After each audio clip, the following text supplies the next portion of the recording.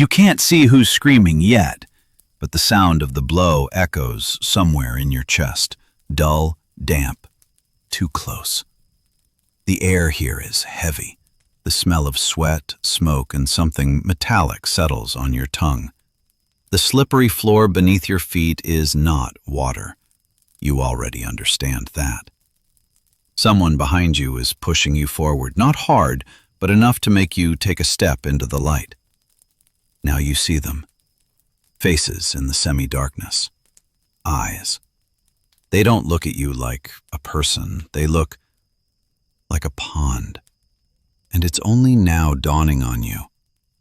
You're not here by chance. You weren't brought here to look. You were brought to fight. In this city, in these dungeons of Victorian London, there are places that aren't on the maps. Here they don't ask if you want to stay. Here they decide how much you're worth and how long you'll last. And you're already inside. You feel how they're looking at you, how they're treating you, and suddenly you realize there's no way out of here. There's only one way to end this. This is not a horror story. This is history. Something is breathing underground. The shovel enters the damp earth with a dull sound. It doesn't ring. It doesn't grind against the stone. It doesn't rest against the tree. It just goes in, deep, softly, almost wrong. You freeze before you know why. It's dark all around, but not completely. A yellowish mist hangs over the cemetery of Victorian London, and the light of a lantern placed on a tombstone sways in the wind. The flame bends from time to time as if it's also afraid of something. The ground underfoot is viscous. It sticks to your boots, pulling you down. The night smells of wet lime, rotten grass, smoke from distant chimneys, and something else, acidic, musty, closed too long. You look into the hole in front of you. It's not yet deep enough to reach the coffin, at least it shouldn't have been, but the shovel has just hit something that has given way. You grip the handle tighter. Your gloved hands are wet, even though the night is cold. You hear a cough behind you. Not yours. What's wrong? A voice grumbles from above. It's Bramwell, the senior digger. A man with shoulders like he was dug up with some old oak tree. He stands on the edge of the hole looking down, a lantern in his hand. The light falls on you from above, making your shadow long and broken. There's something here, you say. That's what we're digging for, boy. But you don't answer. Because you know the difference between a tree, roots, and something that is giving way. Nights in London are rarely truly silent. Even here, among the graves, you can hear the city. Somewhere wheels rumble. Somewhere a drunkard curses. Somewhere a dog barks. Somewhere a watchman whistles. But now all the distant sounds seem to recede. Only the pit remains. Your breath. And the darkness under the shovel. You sink to your knees in the wet earth. Cold water immediately collects under your knee. You insert your fingers into the loose, black soil. You throw it away more carefully than you should in normal work. Your nails scrape pebbles, roots, scraps of damp cloth. No, just old grass, just dirt, just night. Then the earth beneath your fingers trembles, barely a whisper. You pull your hand away as sharply as if you had touched heat. Bramwell says something. You don't hear. Blood rushes in your ears. There are always stories in cemeteries. Even if during the day they talk about fees, crosses, plots, lime, sodden coffins, dogs digging the outermost graves, at night they start talking about something else. About those who knocked from the inside. About those who were found upside down in their coffins. About those whose jaws were bandaged too soon. about bells tied to coffins, about mothers who swore they heard coughing underground. Most of these stories are told by older diggers to make new ones gulp air like fish. But there was another reason why graves were feared in London, and it was spoken of more quietly. Not because of the dead, because of the living. "Dig," Bramwell says more firmly. You pick up the shovel again, this time carefully. The light from the lantern flickers as he leans lower. You see the water running down the wall of the pit, how it gathers in a thin, dark streak at the bottom, how the ground shines like leather. The shovel goes in again, and this time you hear a sound. Not a thud, not a crack. Something between a sigh and an exhalation, muffled by the thickness of the earth.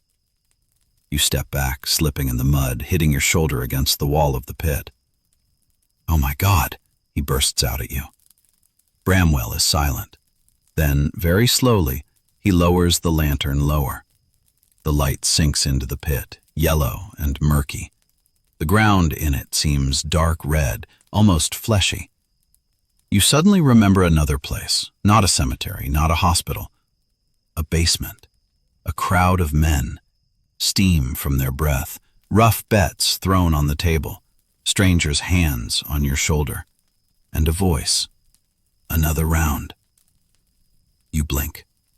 The memory passes as quickly as it came, but your heart is already beating differently. You were not the first person Victorian London sold to the darkness. The city knew how to make money on everything. On coal, on labor, on skin, on teeth, on hair, on children, on illness. Sometimes on fists. In the narrow alleys behind taverns, in the stuffy cellars under the benches, in courtyards where the police could not see, men were pitted against each other not for the sake of honor, and not even always for the sake of spectacle. Often simply because the poverty of others was the cheapest commodity in the city. You know this, because once you were worth a few coins an evening, but the night has not yet fully revealed this story. So far, there is only a pit in front of you, and a sound from under the ground.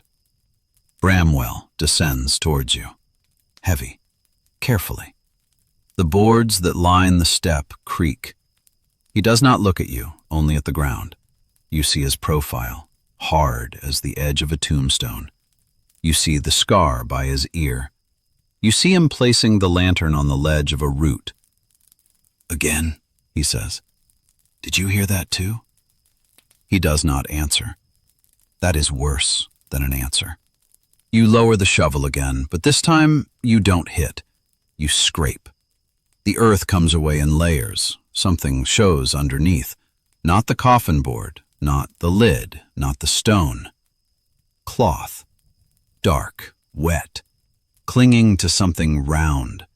Bramwell inhales through his teeth. "That's not the right level," you whisper. "I know." Then what is it? No one was supposed to lie that high. Burials in London came in layers, especially where space was scarce, and there was scarcely any space at all. The old cemeteries were overflowing. Graves were opened, filled, deepened, reused. Bones were moved, and sometimes not quite moved, just shifted. The earth beneath the city had long ceased to be just earth. It had become an archive of haste, poverty, and cramped conditions. But even in a city like this, a body shouldn't be here. Not like this. Not this close to the surface. You take off your glove. You touch the fabric with your bare fingers. It's cold, slippery, and there's something hard underneath. Not wood, not bone. Skin? No. You don't want to think the word. The fabric suddenly settles. A mouth opens beneath it. You recoil with a scream, hitting the back of your head on the ground, but it's not a dead man's scream. It's just a face. A face. Human. Bloody. Dirty. With open lips clogged with dirt. Eyes closed, fortunately. A dead man. Just a dead man. Bramwell curses in a whisper, very quietly, the way people curse in church when they don't want God to hear them. "Who is it?" you ask. "I don't know." "How did he get here?" Bramwell is silent again, and this is the second silence of the night. Something inside you is starting to come together, even though you don't want to see the whole picture yet. There are bodies in the city that lie in the right places. There are bodies that disappear from the right places. There are those that medical students come for. There are those that buy. There are those that sell. And there are men with strong shoulders and silent mouths and lanterns in their hands. You look at Bramwell. He doesn't look at you. "We have to tell someone," you say. "We'll tell when we have to." "Who?" He looks up for the first time, and you understand something else. This night didn't start here. It started long before you picked up the shovel. You weren't going to work in the cemetery earlier this evening. You weren't going here. You tried to stay away from places where the ground was bare and people were silent. After the fights in the basements, any silence seemed like a trap. But in London, you don't get far from the past. It waits around the corner, under the bridge, in the pub, in the face of someone who knows your name, even though you haven't told them. The rain had started in the late afternoon, a fine, sticky, urban rain. Not the kind that cleans, but the kind that makes the cobblestone slippery and the air heavier. You stood under the awning by the bakery, watching a boy in a torn cap steal coal from a cart, and all you could think about was how to get through the morning. You had almost no money, no work either, and your face was remembered by too many sellers for any respectable owner to want to see you in a shop. Then Bramwell appeared. He didn't say hello, he just stood there, big, wet, heavy. "Have you ever dug?" he asked. "Graves? No." "Earth?" "As a child." "That'll do." You almost laughed, but he wasn't joking. Night work, cash, no questions asked. In London, such offers smelled of trouble even when they were made in a clear voice, and Bramwell smelled of wet wool and clay and something else that was apothecary-like. That was the smell of places where things were washed not for cleanliness, but for concealment. You should have refused. You really should have. But there was one coin in your pocket, and the cold was already getting through your coat. And somewhere in the city there were people who remembered that you had once brought them money with your own body, your own ribs, your own blood. And they didn't like it when you disappeared. So you followed him, through the alleys, past the closed benches, past the dark windows, past the door of the inn from under which laughter flowed, past the cart with the canvas-covered forms that looked like human ones, past the little chemist's shop where the light was still on, past the church, black against the smoke. And the further you walked, the quieter London became. And then you came here. The cemetery was old. The tombstones leaned as if listening to the earth. The walls were black with damp. At the far end grew a tree so twisted that in the darkness it looked like a bunch of bound hands. Bramwell gave you a shovel, showed you the site, and told you to dig. No explanation, no name on the stone, no prayer. Only now, standing in the hole over a face that shouldn't be there, do you realize that you agreed not to work, but to enter into one of those stories that the city turns its eyes away from in the morning. "Let's go back to sleep," Bramwell says. You look at him as if he didn't hear. "What?" "Let's go to sleep. And let's go. There's a person. There's always people here. She shouldn't be here. Most people shouldn't." He says it evenly, almost tiredly, as if explaining the weather. You look back at the dead face, dirt on the lips, shadows under the cheekbones. one torn collar, a dark streak on the neck that you first took for dirt, but now you're not sure. A noose? Or just a fold of cloth? You don't know, and you don't want to know too soon. In this city, even the manner of death sometimes cost money. From above, beyond the wall, you suddenly hear the clank of wheels, then voices, men's, not far away. Bramwell abruptly blows out the lantern with the palm of his hand so that you are engulfed in almost total darkness. "Hush," he whispers. You freeze in the pit next to him and the dead man. The wheels stop. Someone laughs. Someone spits. Then there is a short, dry thud, as if a wooden chest or box has been lowered. You hold your breath. The wind blows over the cemetery. It brings the smell of wet leather, horse sweat, and something chemical. Alcohol? Formalin was not yet a common word for such places, but there were other liquids, other ways of preserving, cleaning, concealing. The voices fall silent. One of them says something you can't make out, and then, from the darkness beyond the wall, there comes a sound that makes your skin run cold. A dull thud. A pause. Another, like something heavy being lifted from a cart, or loaded. Bramwell puts his hand on your wrist. He squeezes it so hard you almost scream. He's scared. And that's the worst thing that's happened tonight. Because a man who could put someone else's unexplained death back to sleep shouldn't be afraid of ordinary voices in the night. So these aren't ordinary voices. So the face in the ground isn't a mistake. So the hole you're digging might not be your first today. You lie almost chest deep in the damp soil, not moving. You can smell the earth so close it's not like a smell anymore. It's a taste. It's the dark, wet taste of old London. A city that buries its poor shallowly and its secrets even closer to the surface. The voices behind the wall are heard again, briefly. Then silence. Bramwell doesn't move. And you suddenly realize the scariest thing about this night isn't that the person who was supposed to be there isn't lying underground. The scariest thing is that there are people above ground who know why. And maybe soon they'll find out about you. At the bottom of the pit, near the dead shoulder, something flashes in the darkness. Small. Metal. You look closely. A coin. A single coin pressed into the mud near the body. You don't touch it.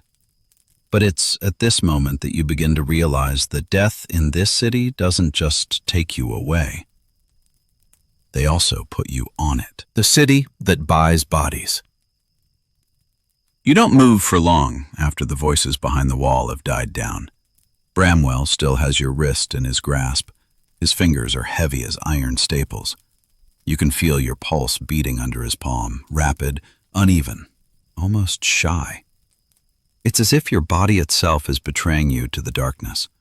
It's as if this night has already made you an accomplice, and you're still pretending to stand aside. Nearby in the damp earth lies a dead man who shouldn't have been here. Beside him is a coin, and beyond the wall are people who have arrived too late for a normal funeral. The wind blows from the street. It brings the smell of horses, wet wood, wheel grease, and something else sharp. Apothecary. Cold. That's the smell of places where death doesn't just happen, it's served. Bramwell finally removes his hand. "Don't move," he whispers. You don't move anyway.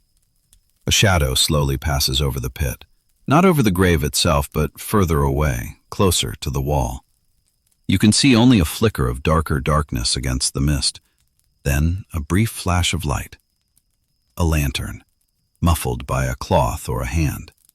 People who don't want to be seen always carry light as if it's their fault. One voice says, "Careful, don't hit a rock." Another replies, If the ground settles here again, I won't come back. Then there's a short laugh, nervous, empty. You look up at Bramwell. He's looking up, unblinking. There's no surprise in his profile, only an old, tired rage, as if this isn't the first scene he's had to sit through pretending to be part of the earth. Something scrapes on the stone. Then a heavy object is carried along the wall. A box, a stretcher, or a body wrapped in a tarpaulin. You think about the coin in the mud, and for the first time you allow yourself to ask the most unpleasant question of the night. If the people in the ground are not the ones who should be lying there, then where are the people who should be lying here? Some answers London doesn't hide deeply. It just doesn't like to be stared at for too long. When the voices fade away, Bramwell waits a few more minutes, maybe more. In the darkness, time loses its shape. It becomes liquid. It drags on slowly, sticky, like water at the bottom of a pit. You listen to the creaking of a branch above you. Somewhere in the city a clock strikes, but you can't count the beats. The pounding of your heart in your chest. Then Bramwell whispers, "Get out." You climb first. Your boots slide on the wet board. Twice you think you'll fly back down, straight onto the dead face in the ground. But you climb up, grabbing the damp edge of the grave with your hands. The grass is cold, like the lips of a dead person.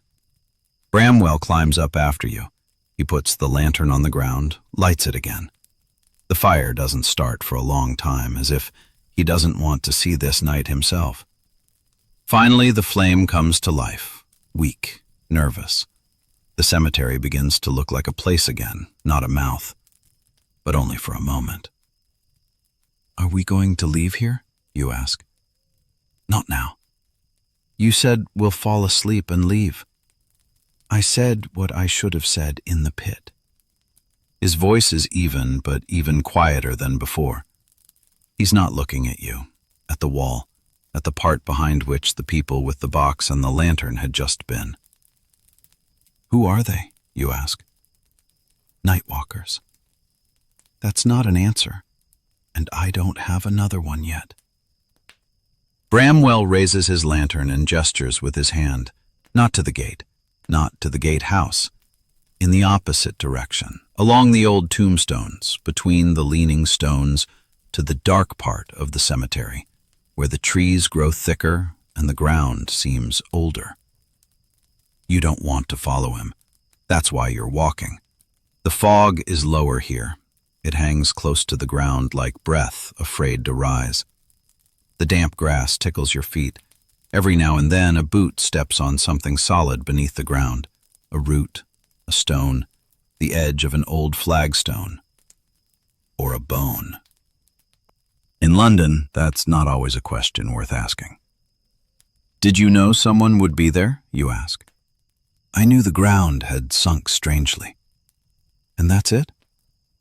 "Sometimes that's enough for this job." It wasn't work. He stops. He turns to you. His face in the lamplight is like wet stone. "In this city, boy, almost no work is just work."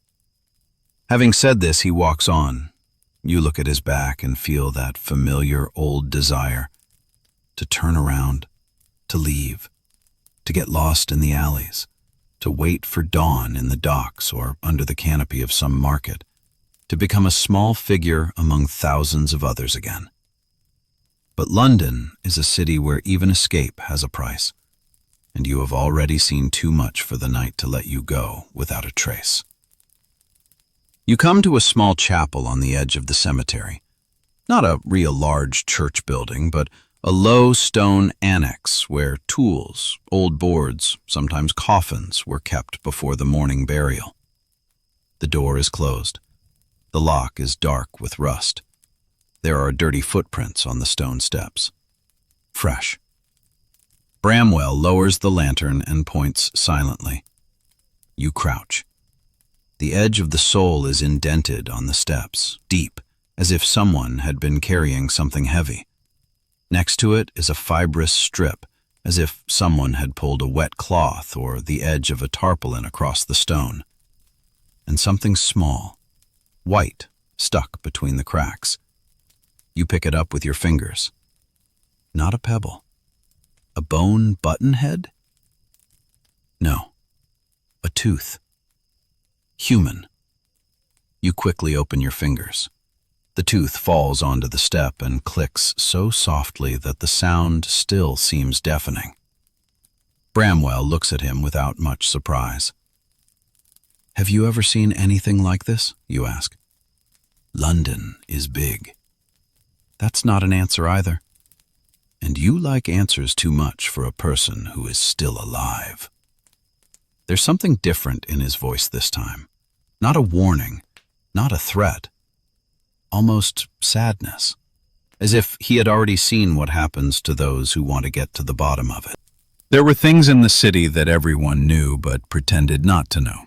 For example, that the cemeteries were overcrowded, that diseases were mowing down entire streets, that in poor cemeteries, one grave sometimes took more than one body, that hospitals needed corpses for training, that medical schools paid for material, that it wasn't jewelry that was stolen from graves, but the dead themselves. But there was another truth, less convenient. Not all the bodies that ended up on the dissection table came there after an honest, peaceful death. Sometimes the city started making money even earlier. Open it, Bramwell says. What for? He takes out the key, and it scares you more than a tooth on the stairs. The door doesn't open right away. The wood is swollen from the moisture. When they finally give way, the air from inside comes out in a slow wave, cold, musty, with the scent of wet wood, candle wax, lime, and something sweet that you've smelled before but don't want to remember where. It's dark inside. Bramwell raises the lantern higher. At first glance, nothing unusual. A table, 2 benches, stacked shovels, a rope on a nail, bags of lime, 3 empty coffins against the wall. Everything that should be in a place where death waits its turn until morning. But the air here is too cold and too clean. Not in the sense of freshness, but in the sense of trying to kill something. There are wet marks on the floor, not from rain, narrower, as if something had dripped from fabric or leather. You approach the table. On it lies a piece of cloth folded in 4. One edge is painted darker. Next to it is a bowl of water and a mirror, small, a doctor's or barber's. What is this for? You ask. Bramwell does not answer. You look at the mirror and suddenly remember an old fear that has lived in the city as long as the fog. Doctors sometimes held a glass or mirror to the mouth of a dead person, searching for breath. They checked to see if the surface would fog up, because for many, the greatest fear was not death, but error.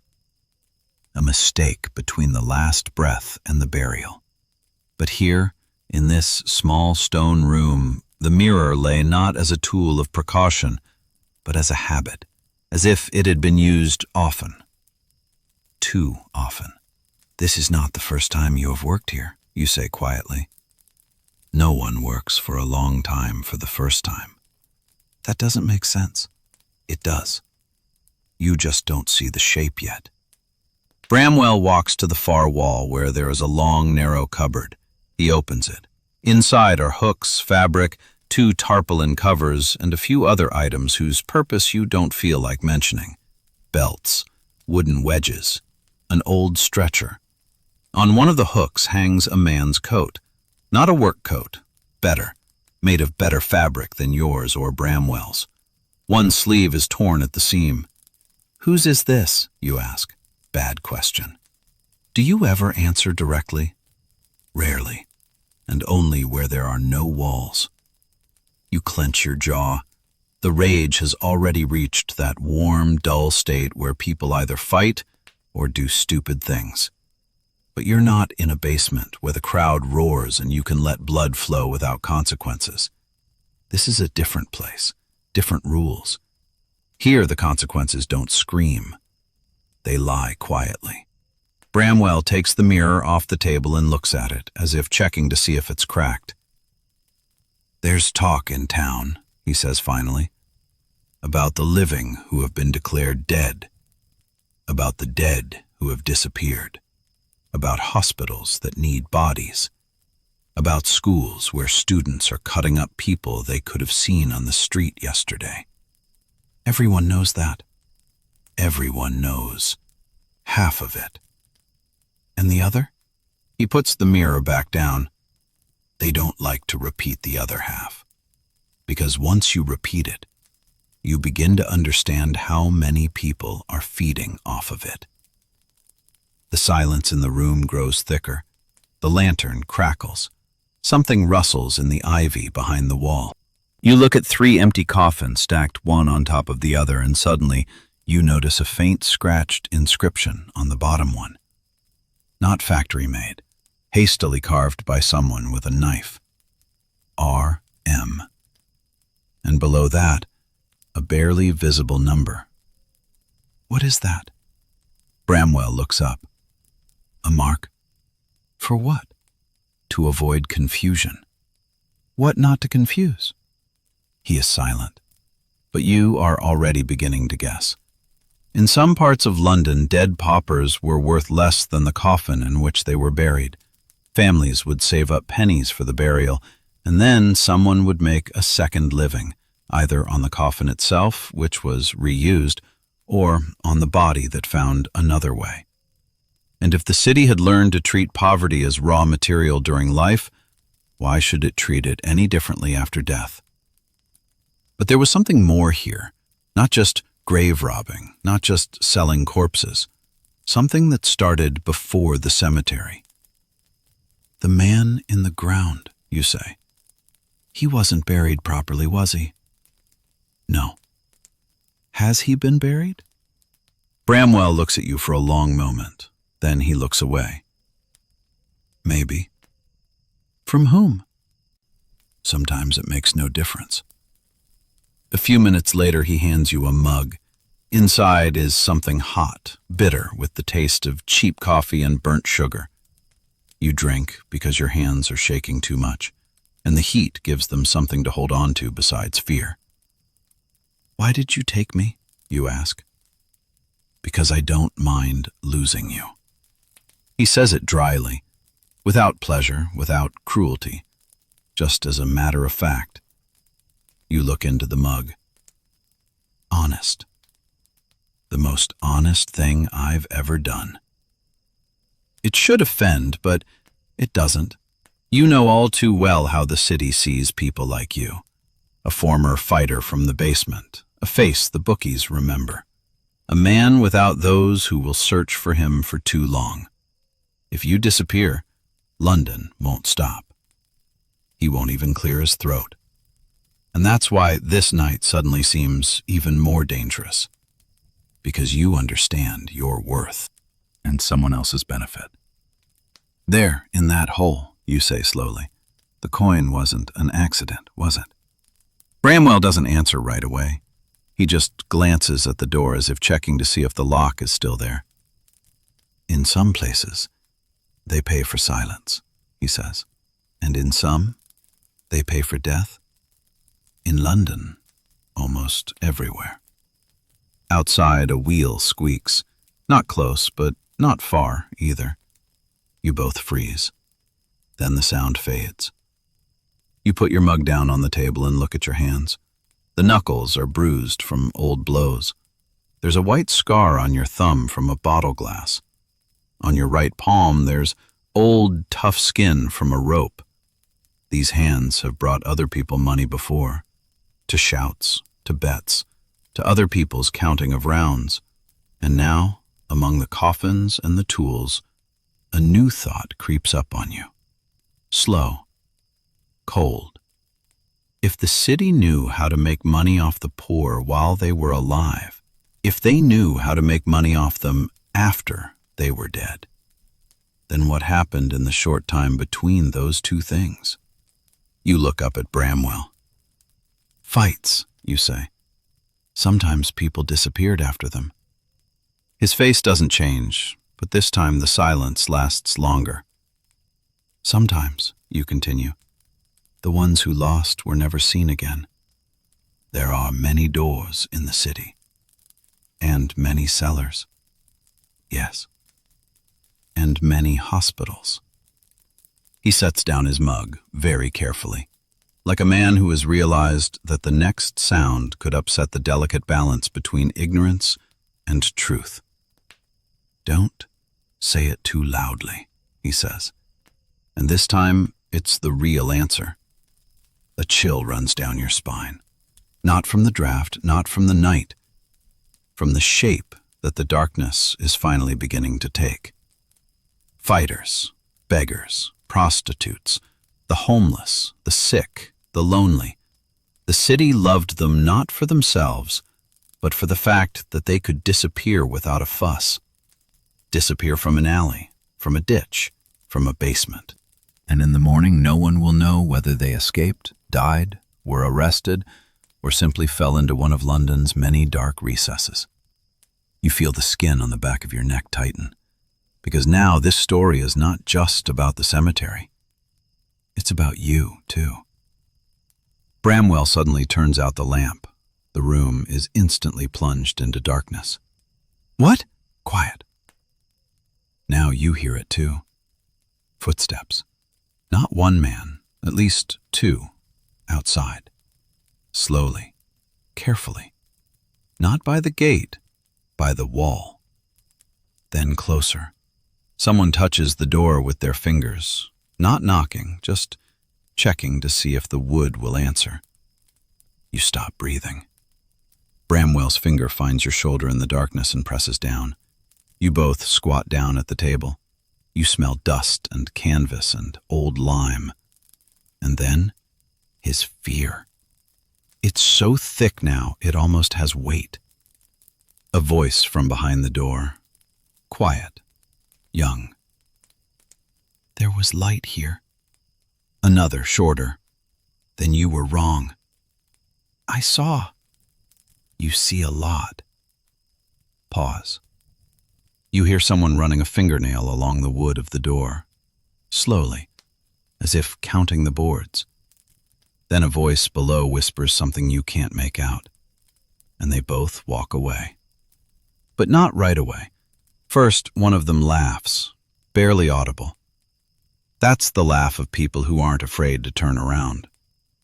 The footsteps disappear.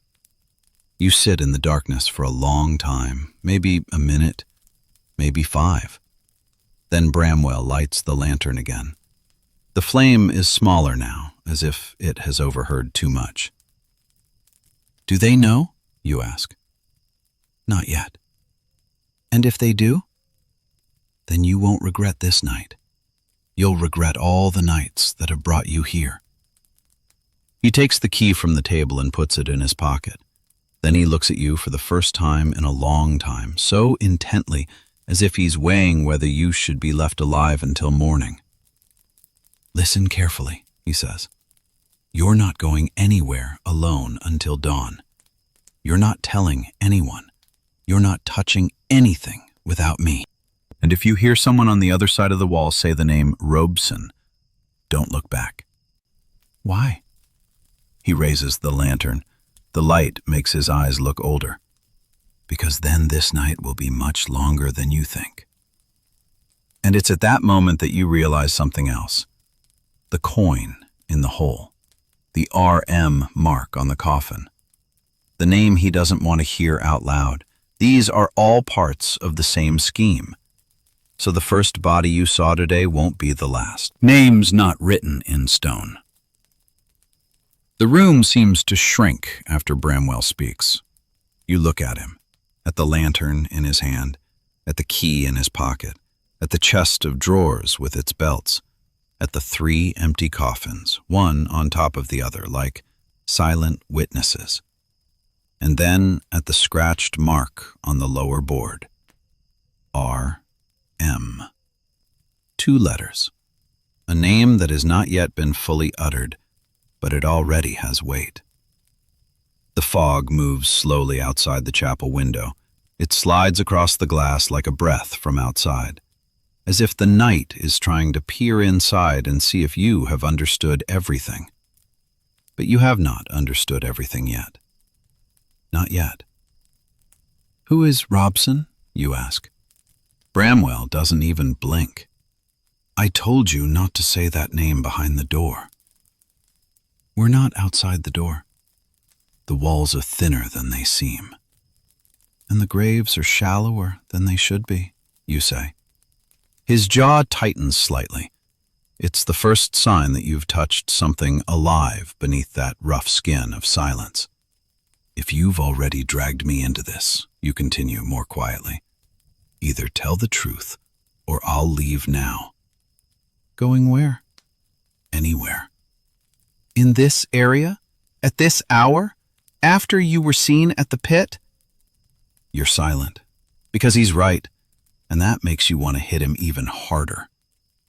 London at night is not like the city in postcards or newspaper engravings where respectable gentlemen talk about empire and progress and new railway lines. At night, it's a different organism, damp, hoarse, and very attentive to those who remain without witnesses. There are streets here where the light does not reach the ground. There are alleys where people disappear not dramatically, but mundanely, as imperceptibly as bread disappears from the kitchen table. And if someone wants to be undetected, they have many more ways than just sticking a knife in their mouth. Sometimes a closing door is enough. Sometimes debt. Sometimes a basement where a circle of spectators is already standing. Bramwell puts the lantern on the edge of the table. The flame trembles, throwing yellow spots on the stone floor. Robson is not a doctor, he says finally, and not a gravedigger, and not a priest. But all three of them sometimes work as if they serve him. What does that mean? It means that there are men in the city who never get their hands dirty with the earth, and yet they make more money from it than those who dig it. You remember the coin by the dead man. He buys bodies? Bramwell smiles wryly, without joy. Everyone asks that question too late. I am asking it now, and I tell you, not just bodies. The room is getting cold again, even though the windows are closed, even though the lamp is on. Not just bodies. You look at your hands, at the old scars on your knuckles, at the fingers that once clenched their fists in front of the crowd that paid to see one pauper break another. In basements like these, everything started with bets, always with bets. Money raised voices. Voices raised blood. And then someone lost more than just the fight. Sometimes a breath, sometimes a name, sometimes the right to be buried as a human being. I knew the boy, you say slowly, from Whitechapel. Thin but fast. He had an anchor tattooed on his wrist. They took him to fights 3 times a week. Then he lost to a dock worker. He lost badly. The next day, the cellar owner said the boy had run away, and you didn't believe it. No one runs away barefoot in February with broken ribs. Bramwell doesn't answer, but you don't need an answer anymore, not in words. Some truths sit in a room like a fourth interlocutor. You don't see how they enter. They're just suddenly here, and you know what you'll say differently next time. Do they do that after fights? You ask. Do they take those who didn't make it, or those who are almost no longer worth the expense? Sometimes after fights, he says. Sometimes after arrests. Sometimes after hospital beds. Sometimes just after a bad evening. And sell them? They ship them. They process them. They change the names. They erase the traces. Call them whatever you want. The essence is no cleaner. You glance around the chapel. bags of lime, ropes, stretchers, sheets, empty coffins, a mirror on the table. This is what the car looks like with the beautiful words ripped off it. Not funeral business, not medical need, not charity for the poor. Just a room where the body ceases to be human faster than it can cool. Bramwell orders you to sit still and he goes outside, just for a minute, he says, to check the path, to make sure there are no lanterns left behind the walls. You don't want to be left alone. That's why you're left. The door closes. You can't hear the lock click, but you know it's locked. Whether it's from those outside or from you, it's not yet clear. The lantern on the table hisses softly. In the room, you can hear water dripping slowly from somewhere on the wall. Once more. Pause. Again. You sit on the bench, but not for long. The stillness here seems worse than fatigue. It gives space to thoughts, and tonight, thoughts do not lead to good places. So you get up. You approach the coffins. You touch the bottom one. The wood is raw but good, not the cheapest. On the inner edge, someone has left another mark with a fingernail, a narrow scratch like a count. One line, then two, then a third crossed out. Someone was counting. What? Burials? Deliveries? Nights? You open the lid, slowly, carefully. Inside, empty, but not quite. A small piece of cloth lies at the bottom, gray lining, damp to the touch. A dark red seam is visible at one edge. This is not how shrouds are sewn. This is how good clothes are sewn. Work clothes, but durable. Jackets, overcoats, vests of men who walked down the street yesterday. Under the cloth is something else, a ticket. Wet, sticky, but the text is still legible. Street. Bartholomew's receiving room. One mail, unclaimed. You reread it twice, then a third time. St. Bart's, one of the oldest hospitals in the city, a place where poverty, wounds, and disease converge as inevitably as water down a drain. Unclaimed is unclaimed. The word sounds dry, almost official, almost innocent, as if it were a forgotten suitcase, not a person. If relatives didn't come to collect the body, the system swallowed it more easily. Such bodies were easier to transfer, write down, pass on. In the papers, they lost their voice completely. But the man in the pit didn't seem unclaimed to you. Someone was afraid of him, and someone was in a hurry.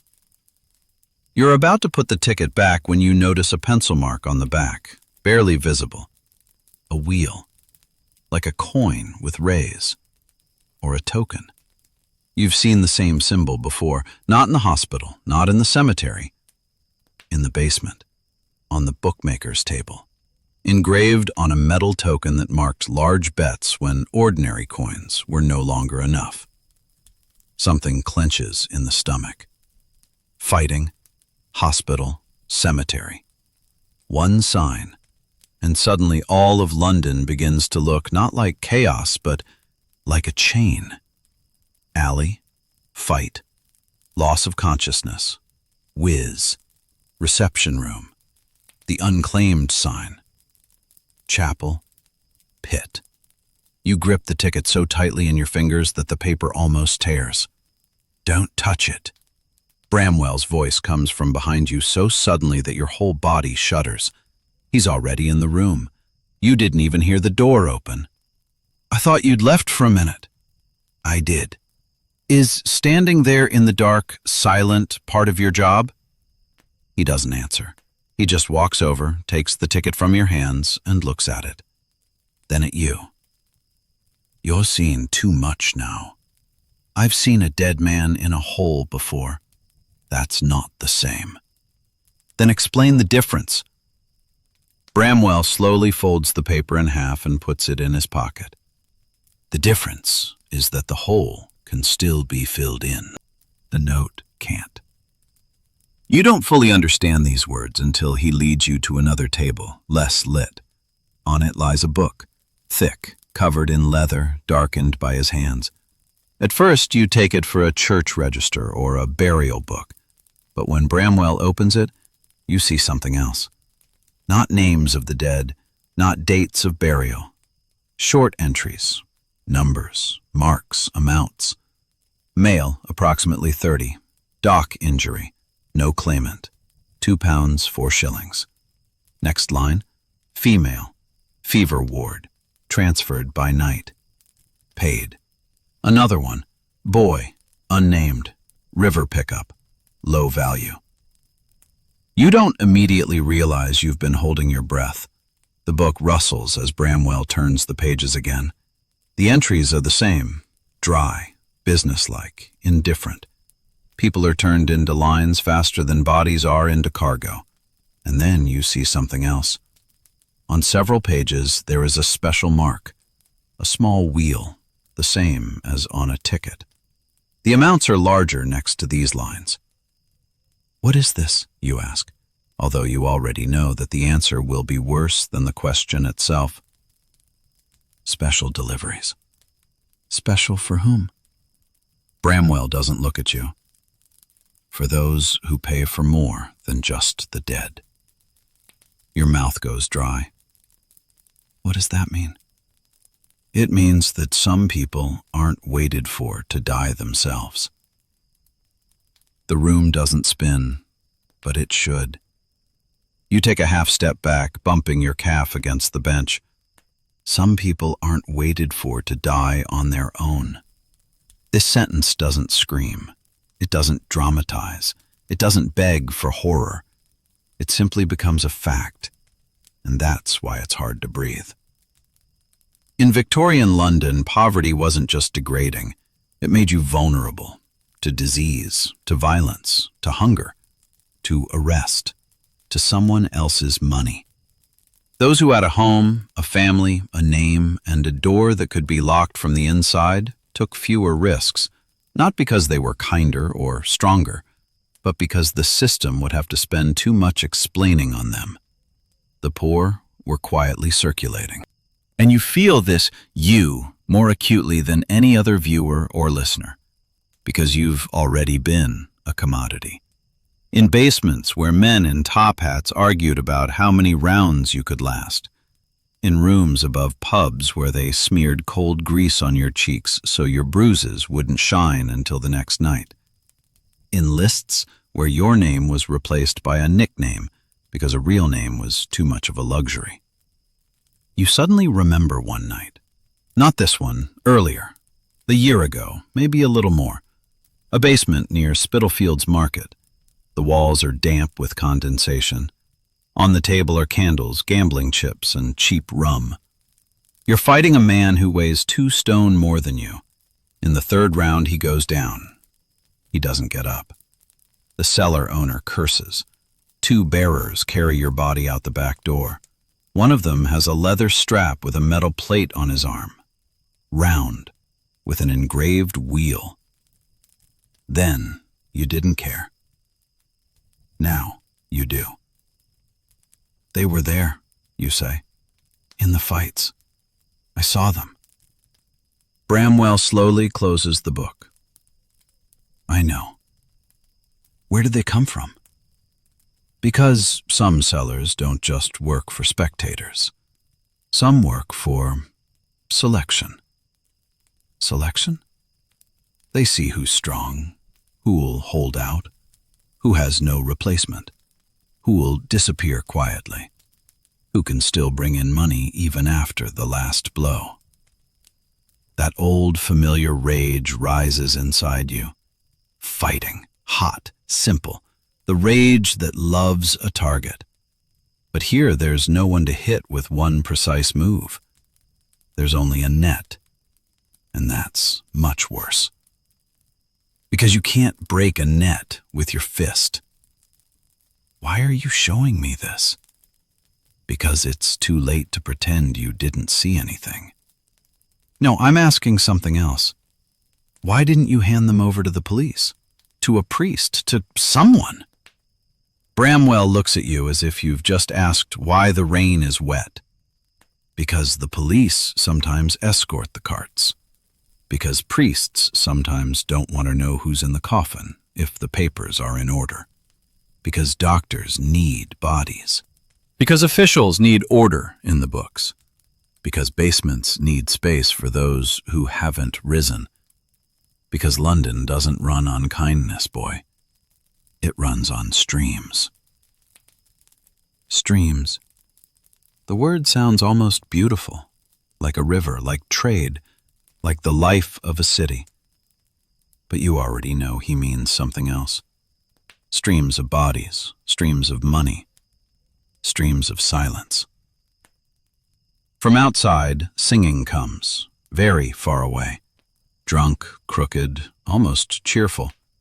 He passes the cemetery, unaware that two men are now standing outside the walls, among books, coffins, and evidence that an entire city knows how to eat its own poor slowly, carefully, and profitably.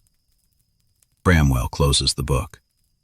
There's one more thing you need to know, he says.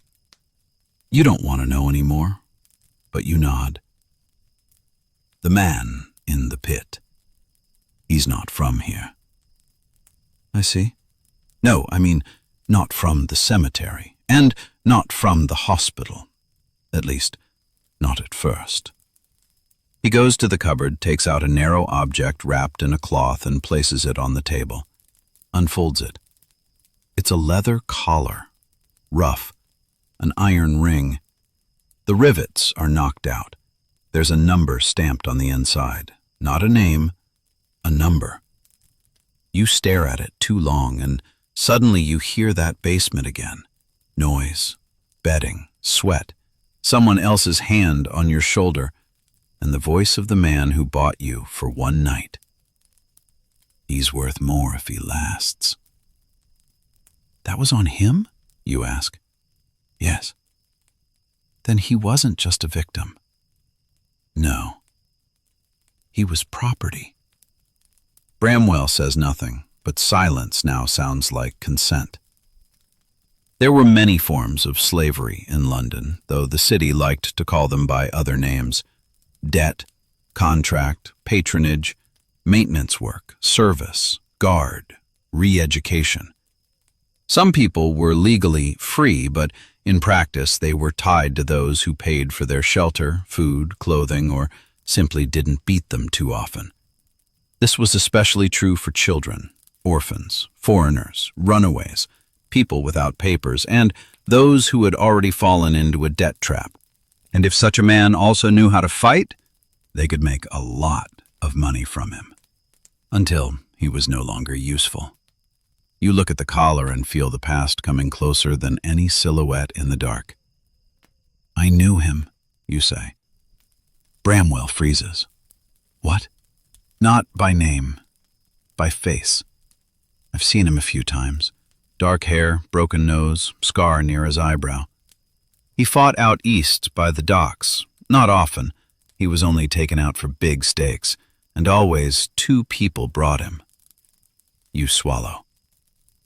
He never spoke. I thought his teeth were knocked out, or his tongue. Bramwell grips the edge of the table.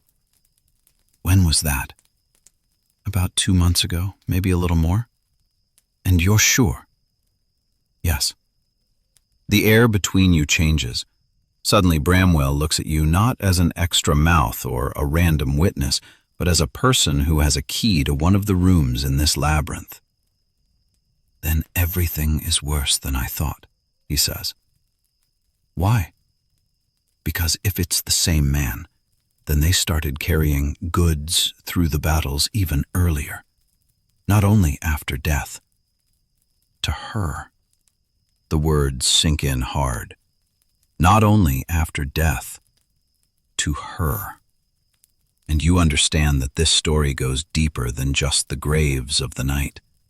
It begins with a crowd claps its hands, where people pay for the blow, where someone else's death should first entertain and only then finally pay for itself. There's a knock on the door. Once, very quietly. You both freeze. Then a second time, not as a guest, as someone who knows that no one is sleeping inside. Bramwell turns off the lamp so quickly that the room feels as if black water has been poured over it. You stand in the darkness, hearing your own breathing and feeling the cold metal of the collar under your fingers. A voice from behind the door. Young, almost polite. "Mr. Bramwell? Are you there?" Silence. Then the same voice, a little lower. "Mr. Robson doesn't like to be kept waiting." What is taken before dawn? Robson's name hangs in the darkness longer than the knock itself. You stand still, as if even a breath could open the door. Your fingers still grip the cold leather collar with the iron ring. In the darkness, it seems heavier than it really is, as if it's not a piece of belt, but evidence, as if evidence has its own weight and its own smell. Bramwell doesn't move next to you. The man behind the door is also silent, patiently, almost politely. That's what's most frightening. Rudeness often comes from hot-tempered people. Those who speak softly usually already know they have power. "Mr. Bramwell," the voice repeats. "I didn't come to fight." A slight laugh. "Not at this hour." You can't see Bramwell's face, but you can hear him finally inhale, slowly, through your nose. That's the way people breathe when they have to choose between two bad decisions and pretend that one of them feels like control. He reaches out in the darkness, finds your wrist and squeezes twice. "Be quiet." Then he takes your collar. You hear your skin rubbing against his rough palm. You hear him walking to the door. One step, another. The sole of his foot slides on the stone. The key jingles softly in his pocket. "This is a bad time for visiting," he says finally. His voice is hoarse but even. "What do you need?" "Just to make sure everything is going well." "Everything is going well." "Then open it." A pause. "Why?" "So I can make sure." The silence tightens like a rope. Even in the dark, you see the scene as clearly as if you were standing on the side. The door, the old stone, Bramwell in the half-turn, the invisible man on the other side, and between them, an entire city that relies on the fact that not everything always has to be called directly. "It's cold here," Bramwell says, "and empty." "I can survive the cold." Then Bramwell does something you don't expect. He pushes back the bolt, not completely, just enough so that a narrow, dark crack appears between the door and the frame, through which a streak of fog and the smell of the night street pass. Wet leather, horse sweat, charcoal, and a faint, almost sterile taste of chemistry. The face appears in the crack, young, almost beautiful, too clean for this hour and this place. There is no work, no hunger, no beatings, only the subtle precision of a man accustomed to standing next to dirt and never sinking into it. The collar of his dark coat is turned up. His hair is slicked back. There is a faint scar on his cheek, old, pale, almost elegant. His eyes glide around the room, and they stop on you. Not for more than a moment, but enough. "Who is this?" he asks. "A worker." "New?" "One night stand." The young man looks at you again, a little more carefully, unhurriedly, as if assessing not the face but the suitability. "Strong," he says. "One of those who hold on longer." Something inside you contracts sharply. You have heard such words before. Not here, before. Underground in the city, where screams bounced off the damp walls and coins moved faster than blood. Bramwell covers the inspection with his shoulder. "Did you come to talk about my workman's hands?" "No, I came to explain that Mr. Robson is nervous. Mr. Robson can try to sleep. A faint smile touches the young man's lips. Not tonight. His gaze moves downward, to the floor, to the corners of the room, to the table. You suddenly realize how many things here are not supposed to be where they are. How many traces have not yet been erased. How much meaning each little thing can have. We should have gotten confirmation, he says. One of the sections has shifted. I'm fixing it now. That's good, because everything has to be quiet until dawn. The young man pauses. He sniffs the air, and that's as frightening as anything else. Do you hold tallow candles? He asks. Sometimes. That's strange. I thought I smelled wet linen and... Checking. Bramwell doesn't answer. The young man looks at you again. You stand still. You don't look down. And you know, if you blink too quickly now, or tense your jaw, or even step back a little, he'll remember it. People like that always remember the little things, because that's what they live for. Robson asked me to remind you, he says, that we can't allow unnecessary notes, especially after yesterday. You can see Bramwell's shoulders tense slightly. After yesterday. A new question enters the room, sits down next to the others, and doesn't intend to leave. I understand, says Bramwell. And one more thing, adds the young man. If there's anything that shouldn't be in the ground, or above the ground, Mr. Robson insists that it doesn't stay here. I told you, everything gets fixed. Yes, but he doesn't like fixes. He likes order. The word order sounds almost gentle, as if it doesn't mean disappearance. The young man steps back from the door by half a step. The fog behind him moves like smoke. Somewhere further on, a horse snores. A wheel rumbles. And your worker, he says, as if by chance, shouldn't walk alone. It's easy to get lost in cemeteries, especially for those for whom no one is expecting them.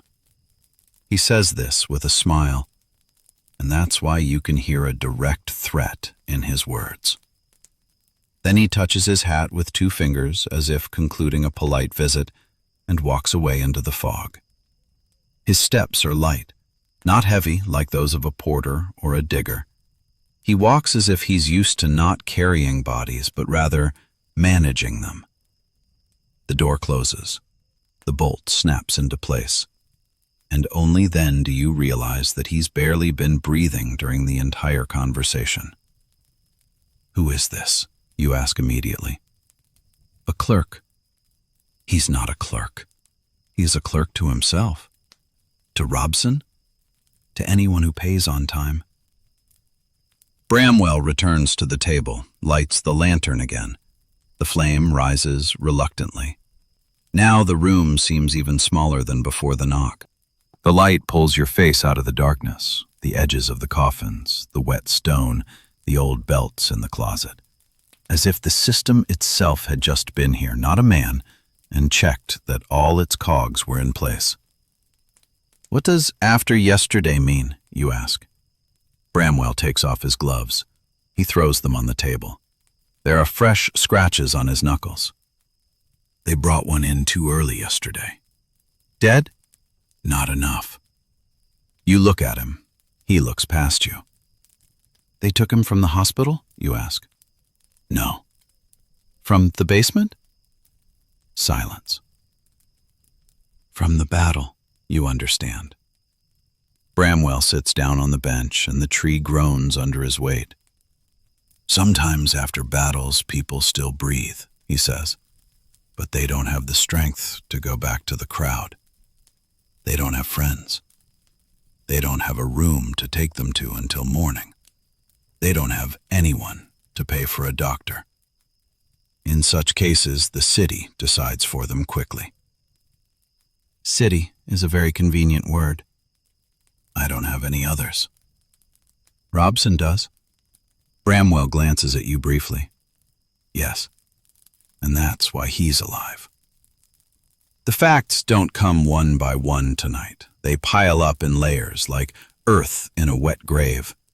Fights where they look not only at the winner, people who are taken away before dawn, clerks who check the cemetery like a warehouse, books in which human lives are turned into sums, and yesterdays who was brought too early.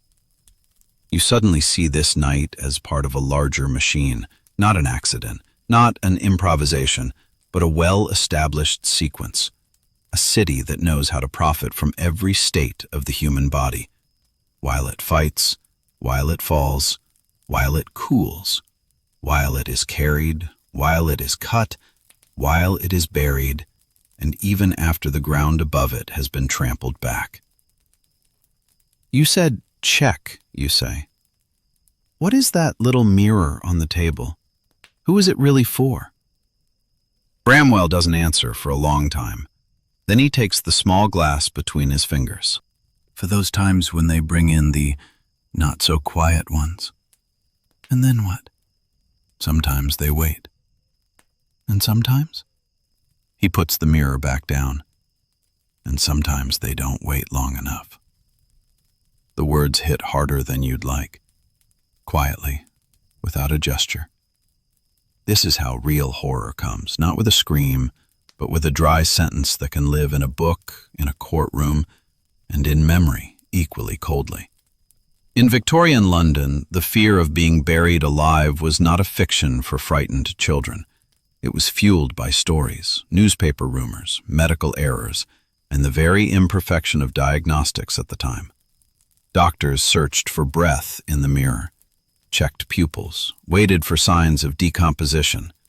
But poverty accelerated everything, from hasty decisions to hasty burials.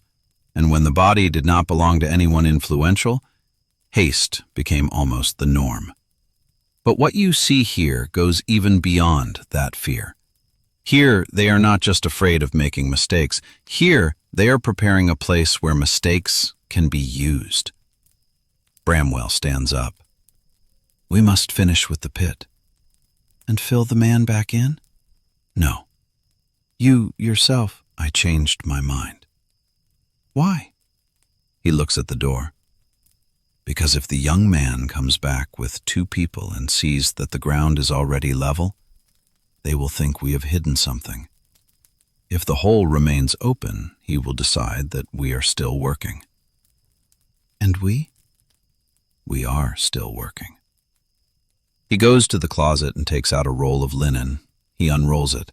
Inside is an old hospital apron. Not quite clean. There are brown spots on the hem, faded from washing.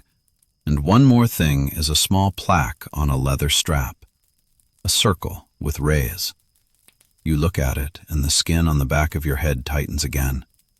It is a sign from the basement, you say. Yes. Where did you get it? Because sometimes, to see how a machine works, you have to take one part out of it. Did you steal that? Took it off a man who no longer needed the strap. From a dead man, that is. A lot of things go from the dead to the living here. It's almost a joke, and that makes it even worse. How long have you been digging this, you ask? Not the earth. The schematic. Bramwell doesn't object. Long enough to know that when someone like Robson starts to get nervous, there's a break in the chain somewhere. And if there's a break in the chain, someone's made a mistake. Or they've been in too much of a hurry. Or they've decided to take more than they're allowed. And what difference does that make to us? Everything. That's a nice word, but it's meaningless. Okay, then this. If we find out whose man that man was and where he was supposed to go, we'll know where the crack in the chain is. And if we can figure that out, we'll know who yesterday's guy is. And why do we need that? Bramwell looks straight at you. Because if yesterday's guy is still alive, they'll try to fix the mistake by dawn. The room freezes. Still alive. Here comes the new wave of fear. Not from the dead man, not from the book, not from Robson's name, from someone who is still breathing somewhere in the city and perhaps doesn't know that the path to the register, the cart, and the land has already been opened for him. Where is he, you ask? I don't know, but you can guess. There are places where they take those who are still between the states. Hospitals? Not at first. First, waiting rooms, basements, back rooms, pantries by offices, sometimes even by stables. Places where you can wait a few hours until the body looks more convincing. You remember many dark doors in the city, many corridors you've walked past without looking, many signs behind which anything could be hidden. London has always known how to build facades, and even better, back entrances. And how will we find him? Bramwell holds up a plate with the wheel symbol. Because of those who work faster than the police and quieter than priests. Because of the bearers, that is. Because of those who come for the living as quietly as they do for the dead. The night outside has grown a little lighter, but not since morning. It's just that the fog has reflected more of the city light. As you leave the chapel, the cemetery looks like a place trying to pretend to be ordinary. The crosses stand, the stones are silent, the trees don't move. It's as if there are never carts here after midnight, no bodies lying too high in the ground, and no young people coming in with the smiles of the attendants. You walk back to the pit.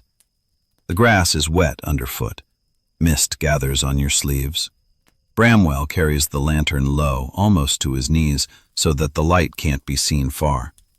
You carry a roll of linen, and you feel the one thing you've hidden while he's been looking the other way. A small metal token. Not the one on the strap, another one. You found it on the floor by the book when Bramwell was talking about yesterdays. An old fighter's habit, to see what falls, to grab what flashes, not to show it right away. The token is smooth on one side, scratched on the other. It has a number stamped on it. 11. And another, smaller letter. C. You don't know what it means, but you know for sure. Such a thing doesn't fall by chance. The ground is darker near the pit, from the damp, from the digging, from the fact that part of the truth has already been discovered here. The dead man's face reappears in the light of the lantern. Now it seems different, not just nameless, but familiar to the city, as if someone had long ago assigned him a place in someone else's fortune. Bramwell stands on the edge of the pit. Get down. And what are you looking for? Anything that doesn't look like a burial. You climb down. The ground immediately accepts your boots up to your ankles. The dead man's face is nearby. The collar is torn. The neck has a dark stripe. And now, looking closely, you see something else. Under the ear, very close to the hair, a thin puncture mark. Not a cut, not a bruise from a blow, a small, precise point in the skin. There's something here, you say. Where? You point. Bramwell lowers the lantern lower. The light slides down the dead cheek, making it almost waxy. A doctor, you ask, or someone who has learned enough from the doctor not to ask questions. You remember the smell of chemicals behind the door, the word verification. Too early. And suddenly the threads begin to knit together even more tightly. Not all fighters fell simply from blows. Not all disappearances began after death. And not all the people who worked in this scheme carried shovels. Maybe he didn't die in battle, you say. Maybe. Maybe he was prepared. Maybe. And you keep saying maybe so as not to say yes. In our business, yes is a luxury. You want to answer, but you stop because you heard something. Not behind the wall, not above. Below you. Barely perceptible, as if the wet earth somewhere deeper exhaled through a narrow crack. You freeze. The shovel, moisture, dim light, the dead man next to you. And from below, a sound that doesn't belong to anything that should lie peacefully beneath the cemetery. "Bramwell," you whisper. "What?" "There's someone else here." The second level of the earth. You don't immediately understand what you've heard. Not a word, not a groan, not a knock. Something else. As if air were passing through a crack that shouldn't be there. As if the earth itself had remembered for a moment that it had lungs too. The sound is barely perceptible. It could have been the play of the wind, the subsidence of the mud, your fatigue, if it weren't for one thing. You've already heard today how the usual explanations lie. "Bramwell?" you repeat more quietly. "I'm not kidding." The lantern above you sways. The light describes a narrow circle along the walls of the pit. The dead man's face now emerges from the darkness, now hides again in the shadows. His cheek glistens with moisture. His open lips are clogged with earth. But the sound didn't come from there. Deeper. Bramwell drops to his knees on the edge and leans down. Where exactly? Underneath? Or to the side, I don't know. Listen again. You don't want to. There's something humiliating and terrifying about standing knee-deep in wet earth and listening to the cemetery breathe. But you hold your breath, you crane your neck, and wait. The lantern crackles. Somewhere in a branch, a crow caws. Or a branch. A distant rumble comes from the city, muffled. Then again, a faint, almost shy exhalation. And another sound, as if something had slipped under the damp canvas, or a tree. You look at Bramwell. He's no longer pretending to be still. "Get out," he says. "What?" "Get out. Now." "And if they're..." "That's why. Get out." You grab the edge of the hole. The clay slides under your fingers. Your knee slides down. For a moment, your face almost touches the dead shoulder, and it makes your stomach clench. Bramwell grabs your forearm, pulling you up. You climb out, panting, in the mud with bits of grass on your sleeves. You both look down. At first glance, nothing changes. The dead man remains dead. The hole is just a hole. The lantern is just a lantern. But within a second, the ground in the lower corner, where you previously felt an unnatural softness under the shovel, just settles by itself. It's like there's a void underneath.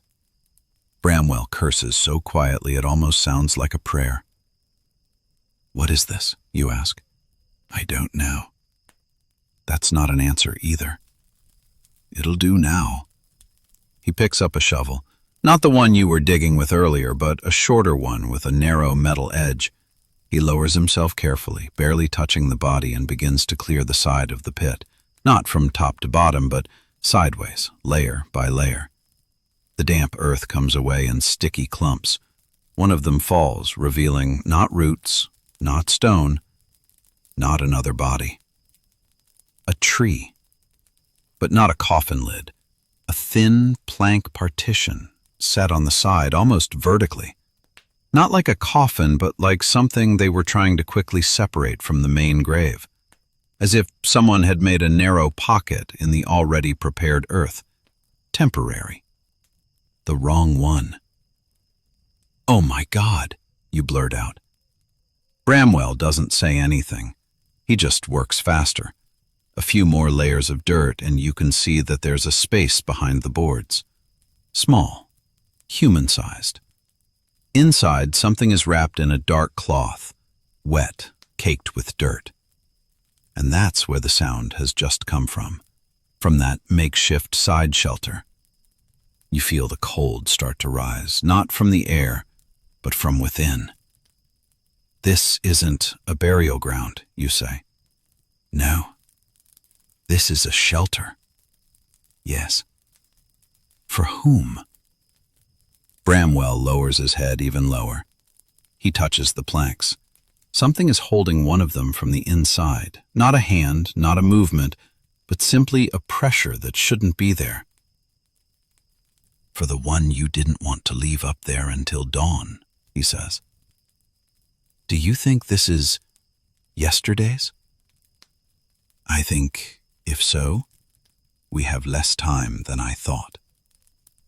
You pull the planks out carefully, without any sudden movements. It takes longer than it should because the wood is damp and the ground is sinking back every now and then. The fog creeps into the hole like a living thing, and the light from the lantern in it becomes murky, almost underwater. You kneel on the edge, holding the lantern, while Bramwell works below, silently, heavily, throwing caution where it's too late to keep it. Finally, one plank is brought in. Behind it is a tarpaulin. Under the tarpaulin is a body. Not dead. You know it before you see the face, because the canvas under his chest barely moves. "He's alive," you whisper. "Not for long, if we watch." You pull back the edge of the tarpaulin. The man is younger than you expected, maybe 25, maybe 30. Poverty and beatings don't age well on faces. His hair is stuck to his forehead from the damp. There's a dark bruise on his cheek. His lower lip is split. There's no noose around his neck, but there are old belt marks under his collar. Not like those from an accidental beating. Deeper. Repeated. There's dried blood on his right ear. His eyelids are trembling. His breathing is too weak to be heard normally, but you see the fabric on his chest rise. A hair, a drop, amazingly. "Damn," you say. Bramwell brings the lantern closer, then quickly pulls it away. "Not in his eyes. If he opens them, let him see nothing but fire." "Why?" "Because then people twitch." You look at him. "How do you know that?" He doesn't answer, and you don't ask anymore. Some knowledge is better not to be unwound on a night like this. It will unfold itself a little later, at a worse moment. "Help me lift him," he says. "Shall we carry him out?" "If we leave him here by dawn, he'll be exactly what they want him to be." You climb back down into the hole. The dirt seeps through the knees of his pants, clinging coldly to his skin. You slip your hands under the stranger's shoulders and feel how light he is. Lighter than a man of his build should be. It's what happens after a fever, or hunger, or when a man has been held at the edge for too long. His body is warm only deep down, under his wet outer clothing, under his bruises, under his dirt. The surface is almost cold. "Together," Bramwell says.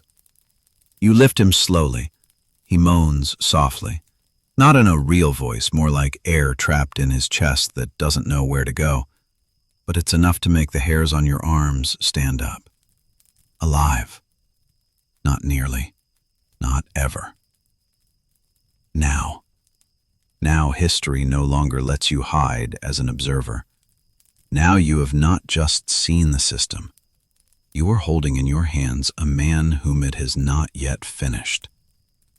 You carry him to the chapel, not along the main path, but by a roundabout route through a dark part of the cemetery where the old tombstones stand more densely and the ivy on the walls hangs like wet hair. Every step seems too loud. You feel his weight in your arms. You hear Bramwell breathing through his teeth, and you keep waiting for that polite young man to emerge from somewhere in the fog and say something calm that will finally bring everything down. But the fog is silent. Only once at the far end of the cemetery does metal jingle, like a gate or a hitch on a cart. You both freeze, listening, but nothing more is heard. In the chapel, Bramwell locks the door, lowers the man onto the table, and immediately cuts off the wet collar of his shirt with a knife. The lantern is closer. You raise the light. Now you can see more. On his chest there are not only fresh bruises, but also yellow old ones. On his ribs there is a mark from a strong blow with a blunt object.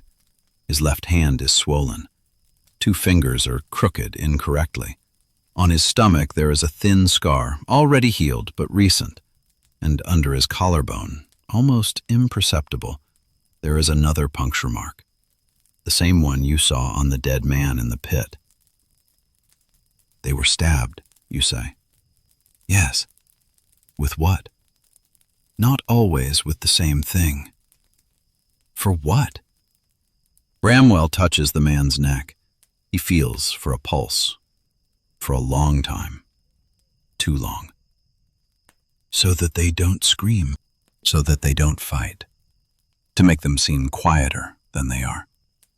But he's still alive. So either the dose was weak, or he turned out to be more stubborn than they expected. You look at the stranger and suddenly realize something very small.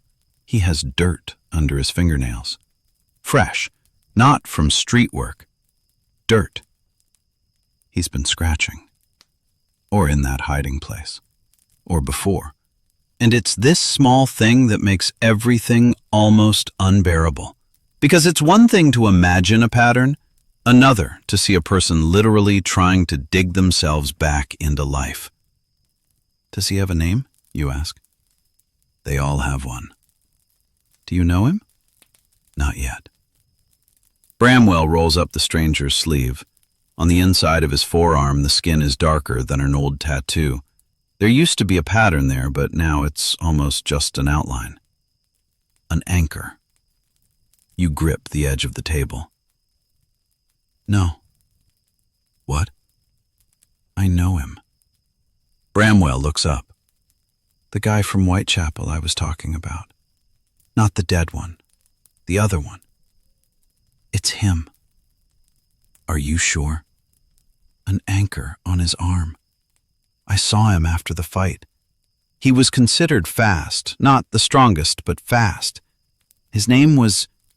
You frown, trying to recall the sound from those smoky basements.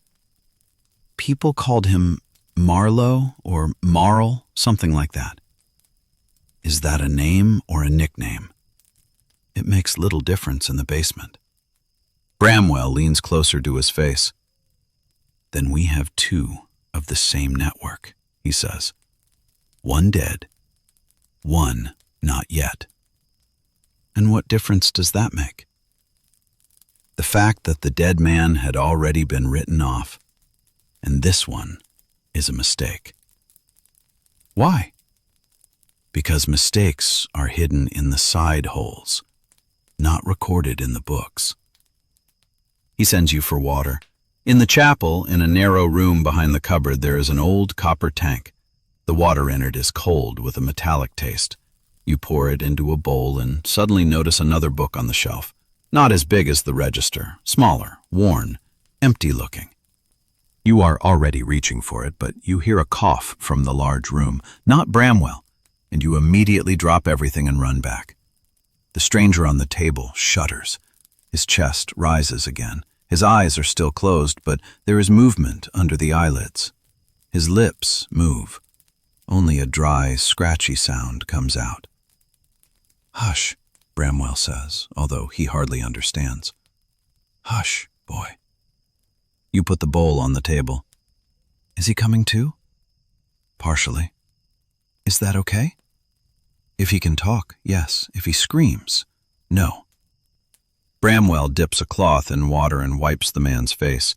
The dirt reveals younger skin than you first thought. A regular human face, not a commodity, not a record, not male unclaimed. Just a man who was tried to be put through a car a little too early that night. Marlowe, you say, leaning closer. Can you hear me? Your eyelids twitch. I've seen you in battles. You fought on the docks. Can you hear me? The stranger's lips move slightly. A sound comes from it, like a scratched whisper. No. What? No. The earth. You and Bramwell exchange glances. What's he saying? I don't know.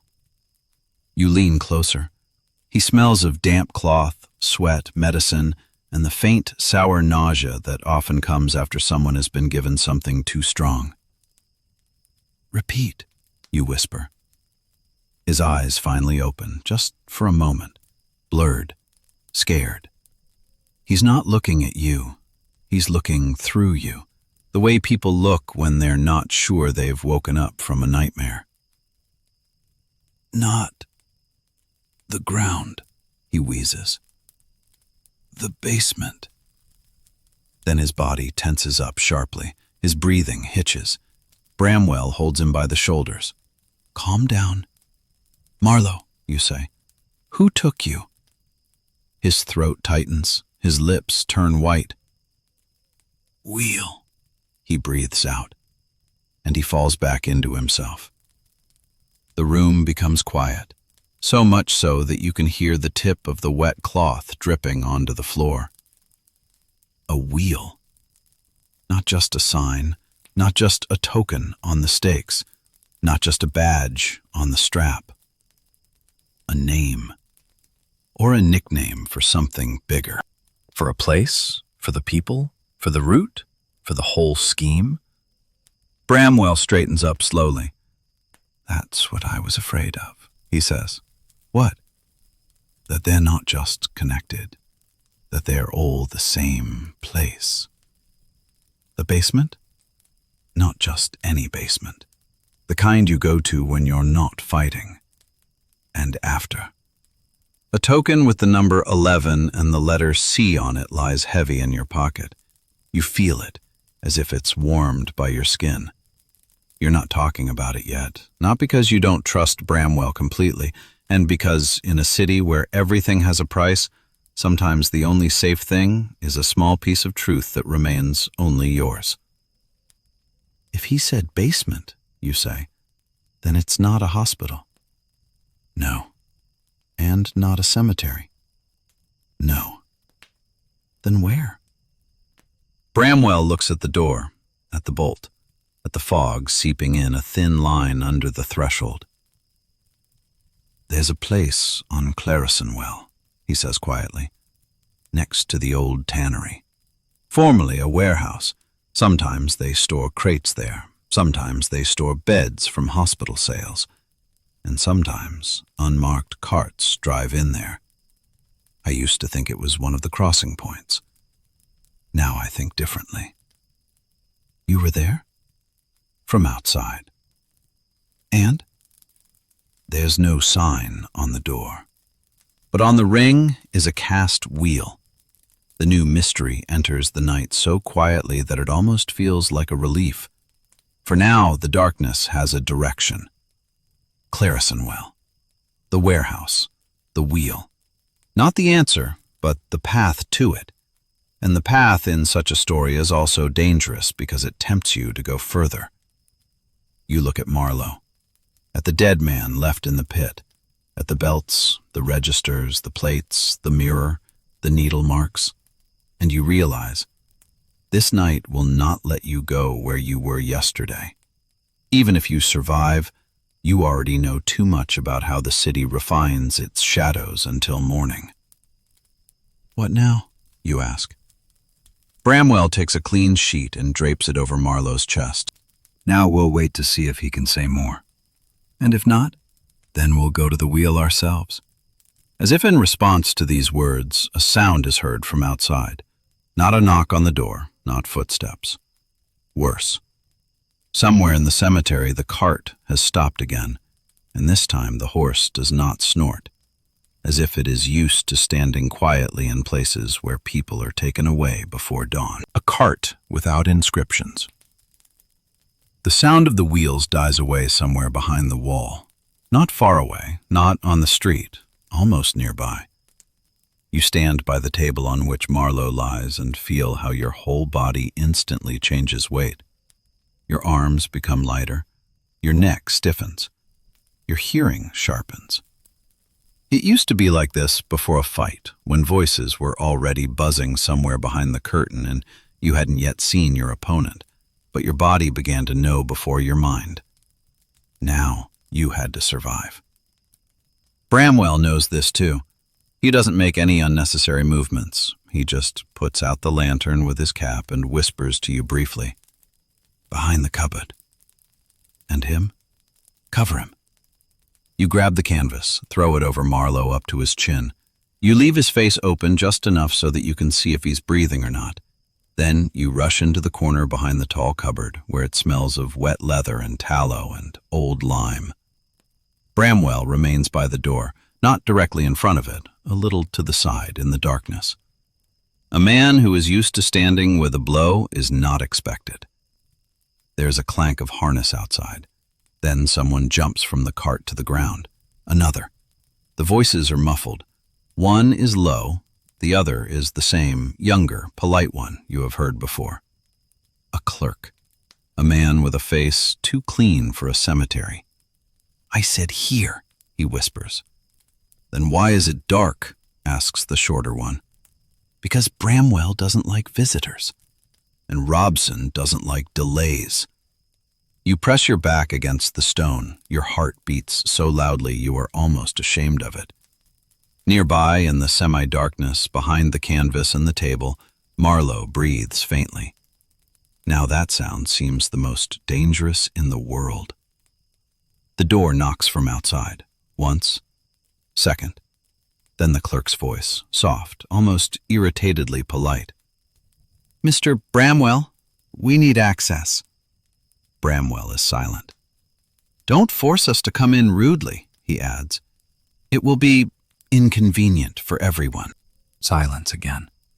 You see Bramwell only as a shadow, but you know he is thinking not of politeness, but of minutes, perhaps of seconds, about whether it is worth pretending that the chapel is empty for now, or whether it is better to let them in but not let them see everything.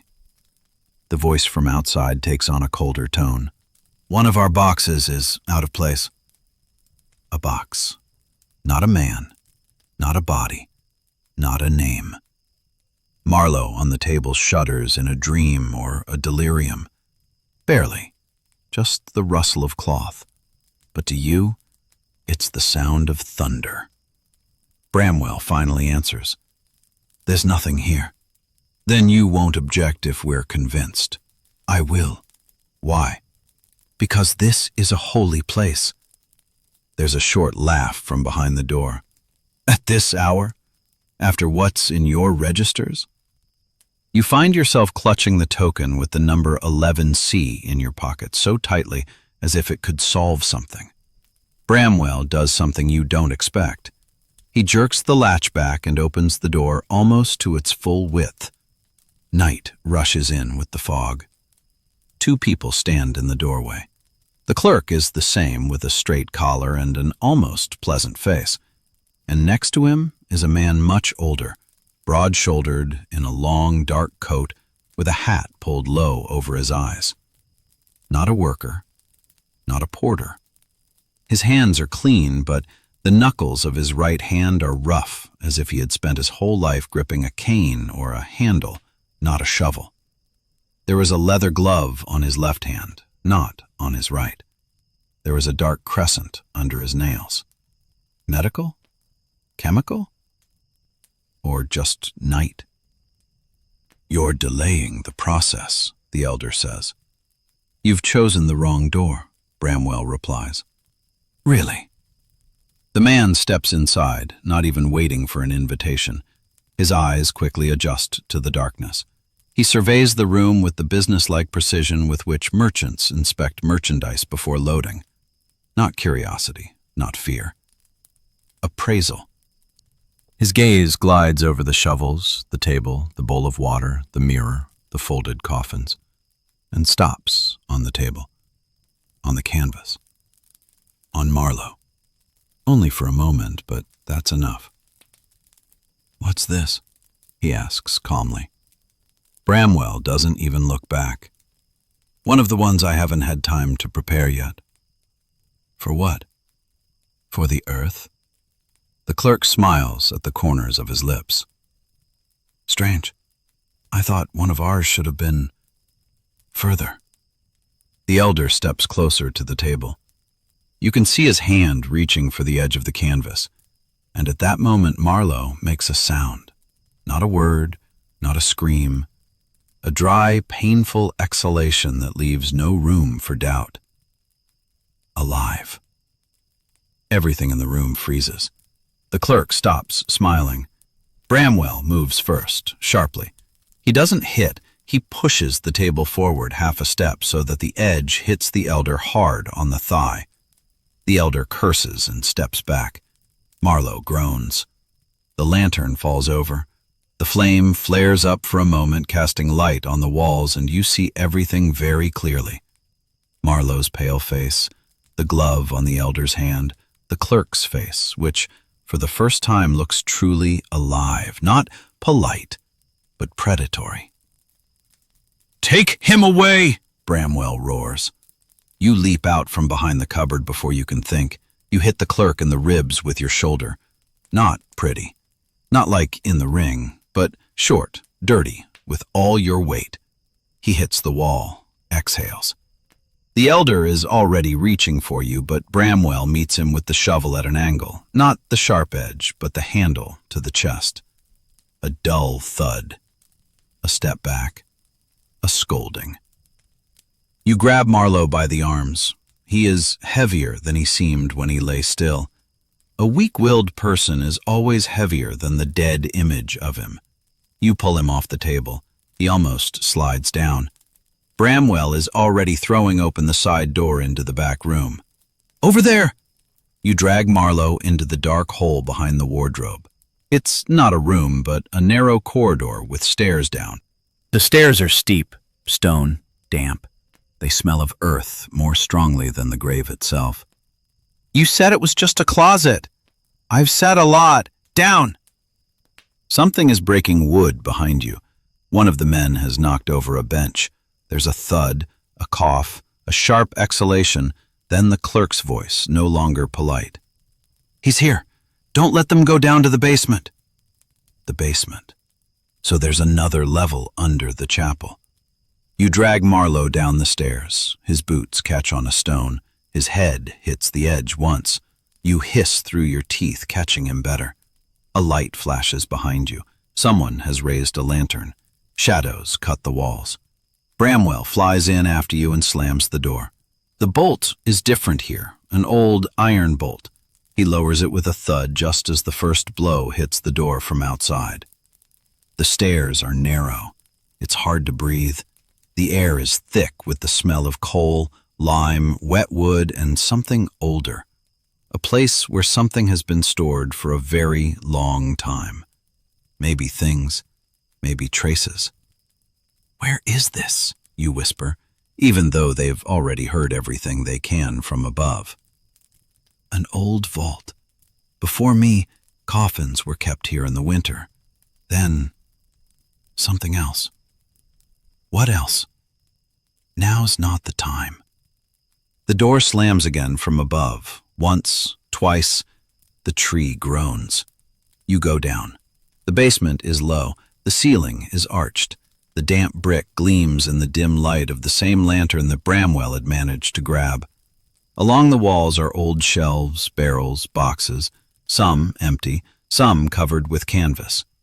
At the far end is another door, much older, lined with iron. "What's that?" you ask. "An exit? Maybe." I'm starting to dislike the word maybe. Me too. Marlowe groans in your arms. His eyes open again. He tries to say something, but only a gurgle of air comes out. "Hold on," you tell him, not knowing why. Maybe for him, maybe for yourself. "A little longer." He whispers one word. "Number." "What number?" His lips move again. You lean forward. 11. You freeze. In your pocket, under your fingers, lies a chip. 11C. There are no more matches tonight. "Bramwell," you say, "I have something." "Now?" "Yes, now." You pull out the chip and hold it up to the light of the lantern. Bramwell grabs it as sharply as if it might run away. He looks, first at the number, then at the letter. His face changes. Not much, but enough for you to understand. This is not just a bet mark. Where did you get that? In the chapel, by the book. Why didn't you say so right away? Because everyone here talks half-heartedly, I decided to learn from the elders.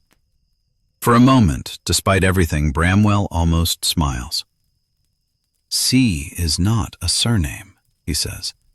It's cellar, a basement, and 11 is a cell number or a place in a queue. In the wheel? Probably. Marlowe takes a convulsive breath.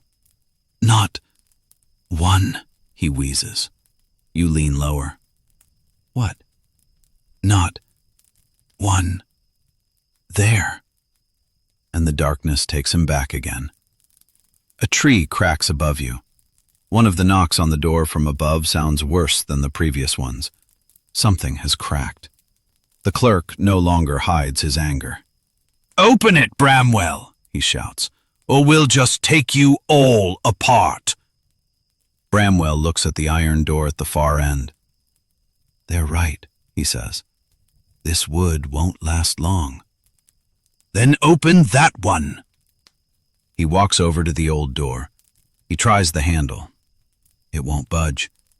He tries the key from his pocket. It won't fit. A slap. One more try. "Isn't that your move?" you ask. "It used to be, before the chapel was rebuilt." "Great. Not now." You look around the basement. Shelves, boxes, barrels, and you notice a row of small chalk marks on one wall. They look like days, or bodies, or supplies. Next to it is a hook from which an old chain loop hangs, and beneath it is a long, narrow chest. You approach. "Don't touch it!" Bramwell shouts. But it's too late. You lift the lid.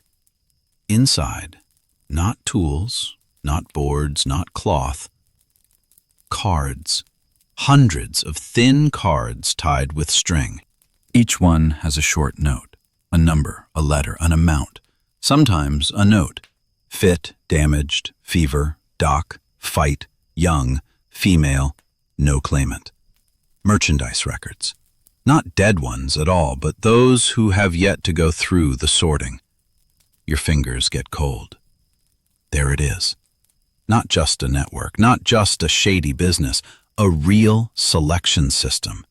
And here, under the chapel, it has its duplicates, its memory, its black archive.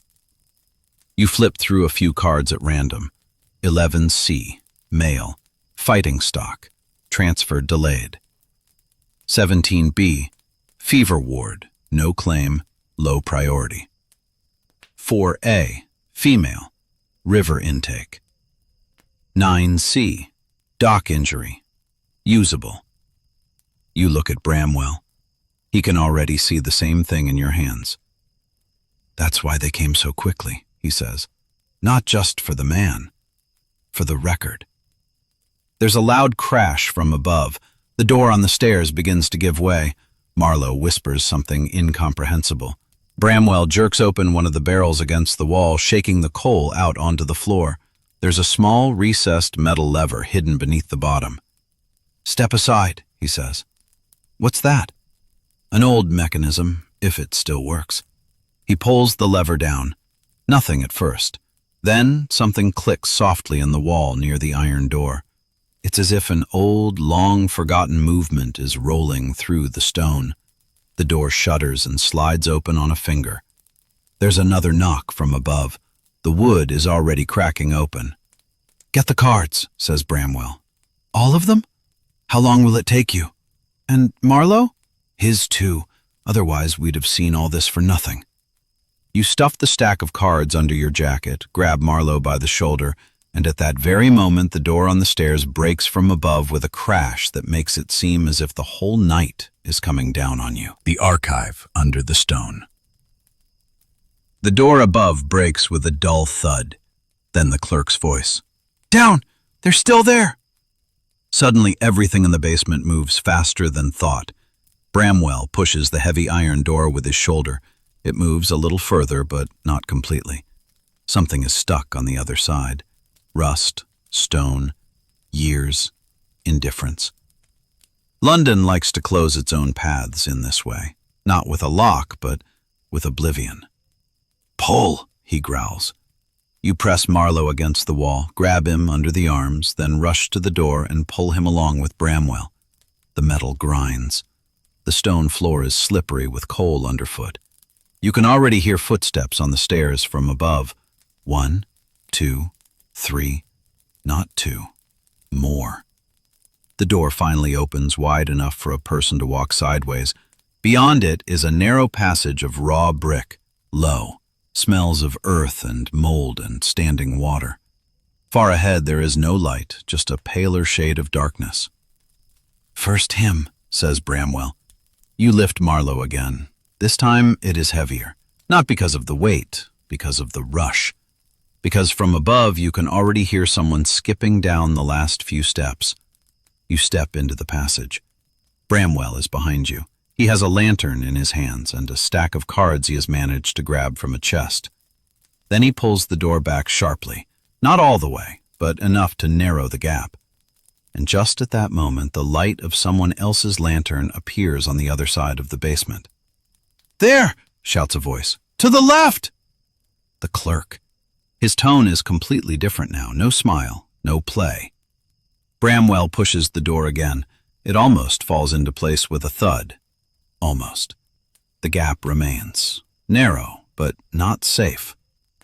"Move," he says. You move forward. The passage is so narrow that you have to move sideways. The brick on both sides is wet. Here and there salt protrudes from it, pale in the lantern light like an old disease. The ceiling is low. Bramwell has to bend down. Every now and then you catch your shoulder on the rough stone, and each time Marlowe groans softly, although he seems to be half-conscious. Behind you, you hear the pounding on the iron door. Dull, irregular, heavy. They won't last long. "Where does this passage lead?" you ask. "Someday, to the old churchyard storehouse." I dislike someday even more than maybe. Me neither. It almost becomes a joke, but it doesn't have time, because Marlowe suddenly grabs your sleeve, weakly but deliberately. You stop. His eyes open again. They are cloudy but no longer empty. He sees you, at least partially. "Don't go ahead," he whispers. "What?" "The wheel. Don't fold." "You mean Clerkenwell?" His lips barely move. "Below." You look at Bramwell. He stops too. The light from the lantern emphasizes the fatigue in his eyes.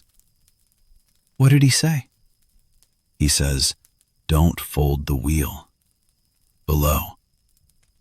Bramwell is silent for a moment. Then he nods. "I was afraid." "You already knew that?" "I suspected, but suspicion is not proof." "And now?" "Now we have living proof. And the cards." There's another clank of metal behind us. One of the knocks sounds like the door is about to give way. "If the wheel isn't up there," you say, "but down there, then what is there?" Bramwell looks into the darkness ahead. Not a transfer depot, not a waiting room, but a place where they're kept until they're distributed. The word distribution is almost physically repulsive. Not treatment, not help, not rescue. Distribution. As if it were soap barrels or tea crates. The passage widens only a few yards. There is a small niche in the wall. Inside is an old stone table and the remains of an iron hook in the ceiling. Next to it is an empty wooden box, and on the floor is a shard of glass. You stop. "There have been people here." "There have always been people here," Bramwell says dryly. "No, recently." You point to the glass, to the dirty imprint of a boot in the lime dust, to the end of a rope caught between the stones. Bramwell lowers the lantern lower. This is a staging post, he says. They waited here, or sorted. You talk about people as if they were boxes. I speak as their system speaks, otherwise we won't know how to break it. Marlowe whispers something again. You lean closer. 11. I'm not alone. Something goes cold in your stomach. Number 11C, and the phrase, I'm not alone. Was there a cell in the basement, you ask? A cage? A cell? Marlowe barely nods. Or is it just a tremor? How many? You whisper. How many more? No answer comes. He falls again. Bramwell looks at you as if he's heard the question before and already knows the answer will be worse than any guess. If the numbers are consecutive, he says, then there's not one, not two, or three. More? A lot. There's a sharp metallic sound behind him. Not a blow. Worse. A crack. They're almost through the door. Next, says Bramwell. You move faster. The lantern trembles. The air grows damper. Underfoot, it's not just stone anymore. Thin water pooling and drawing cold through your soles. The passage slowly descends, though it's almost imperceptible until you smell it. Not just mold, not just earth. Medicines. Sharp, disguising. The same ones that were by the cart, by the clerk, in the chapel. Do you hear that? You ask. Yes. They use this passage. Or used it. The question is how recently. Ahead, the pale shade of darkness becomes clearer. Not an exit, something else. Maybe another room, maybe a mine, maybe a grate. And here Bramwell stops abruptly. You almost run into him. What? He raises the lantern higher. On the wall to the right of the passage there is a chalked sign, a circle with 4 short rays, a wheel, and below it a downward arrow. Below. Not a warehouse, not a cover. The real place is under the city. Jesus, you say quietly. Not now, Bramwell replies. At that moment there is a grinding of metal behind you, and then the distant voice of a clerk muffled by brick. They're in the passage. Hurry up. Now you're not just running away. Now you're moving into the very heart of what you should be running away from in the other direction. And that's the worst part. Because sometimes in London, there's no way out. There's only a way deeper. What's under the city? The arrow points downward. Not conventionally, not symbolically, literally. The passage becomes steeper. The stone beneath your feet is slippery, and you catch your balance every now and then to avoid falling with Marlowe. He's barely responding now. He's just breathing, shallow, ragged, as if each breath costs more than his body can afford. Behind him, there are no longer just footsteps. People are entering the passage. The clerk's voice is closer. They're not far away. Another voice. Don't kill them right away. Robson will want to talk. You grit your teeth. Talk. That's what they call in this city when people stop talking forever. Faster, Bramwell says. The passage ends abruptly with stairs, old, stone, worn to a semicircular shape.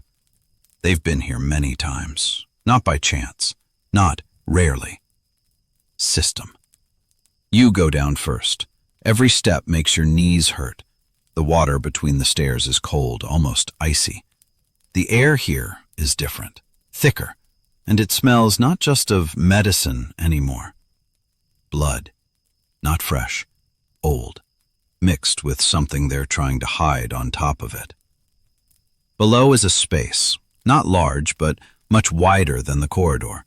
A low ceiling supported by wooden beams. Along the walls are doors, many doors.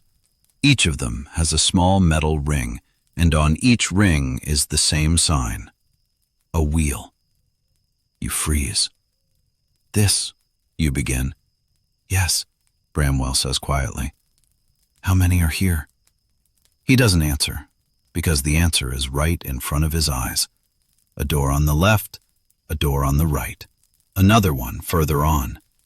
Dozens, maybe more. This isn't a warehouse, you say. I told you so. The word doesn't come right away, because all the words are too weak. This is a farm, you finally say. Bramwell doesn't object. One of the doors is slightly ajar. You don't want to look. That's why you're looking. Inside is a narrow room, almost a cage. Stone floor, wooden bench, chain on the wall, and a man sitting, back to the wall, head down, hands tied. He doesn't move. Alive? You whisper. Bramwell raises a lantern. The man's eyes open, slowly. Empty, but alive. Oh my God. Quietly. You close the door, not because you don't want to see, but because you can't see everyone at once. Marlowe moves again. 11, he whispers. You look at the door, at the metal rings, at the numbers stamped next to it, and you see.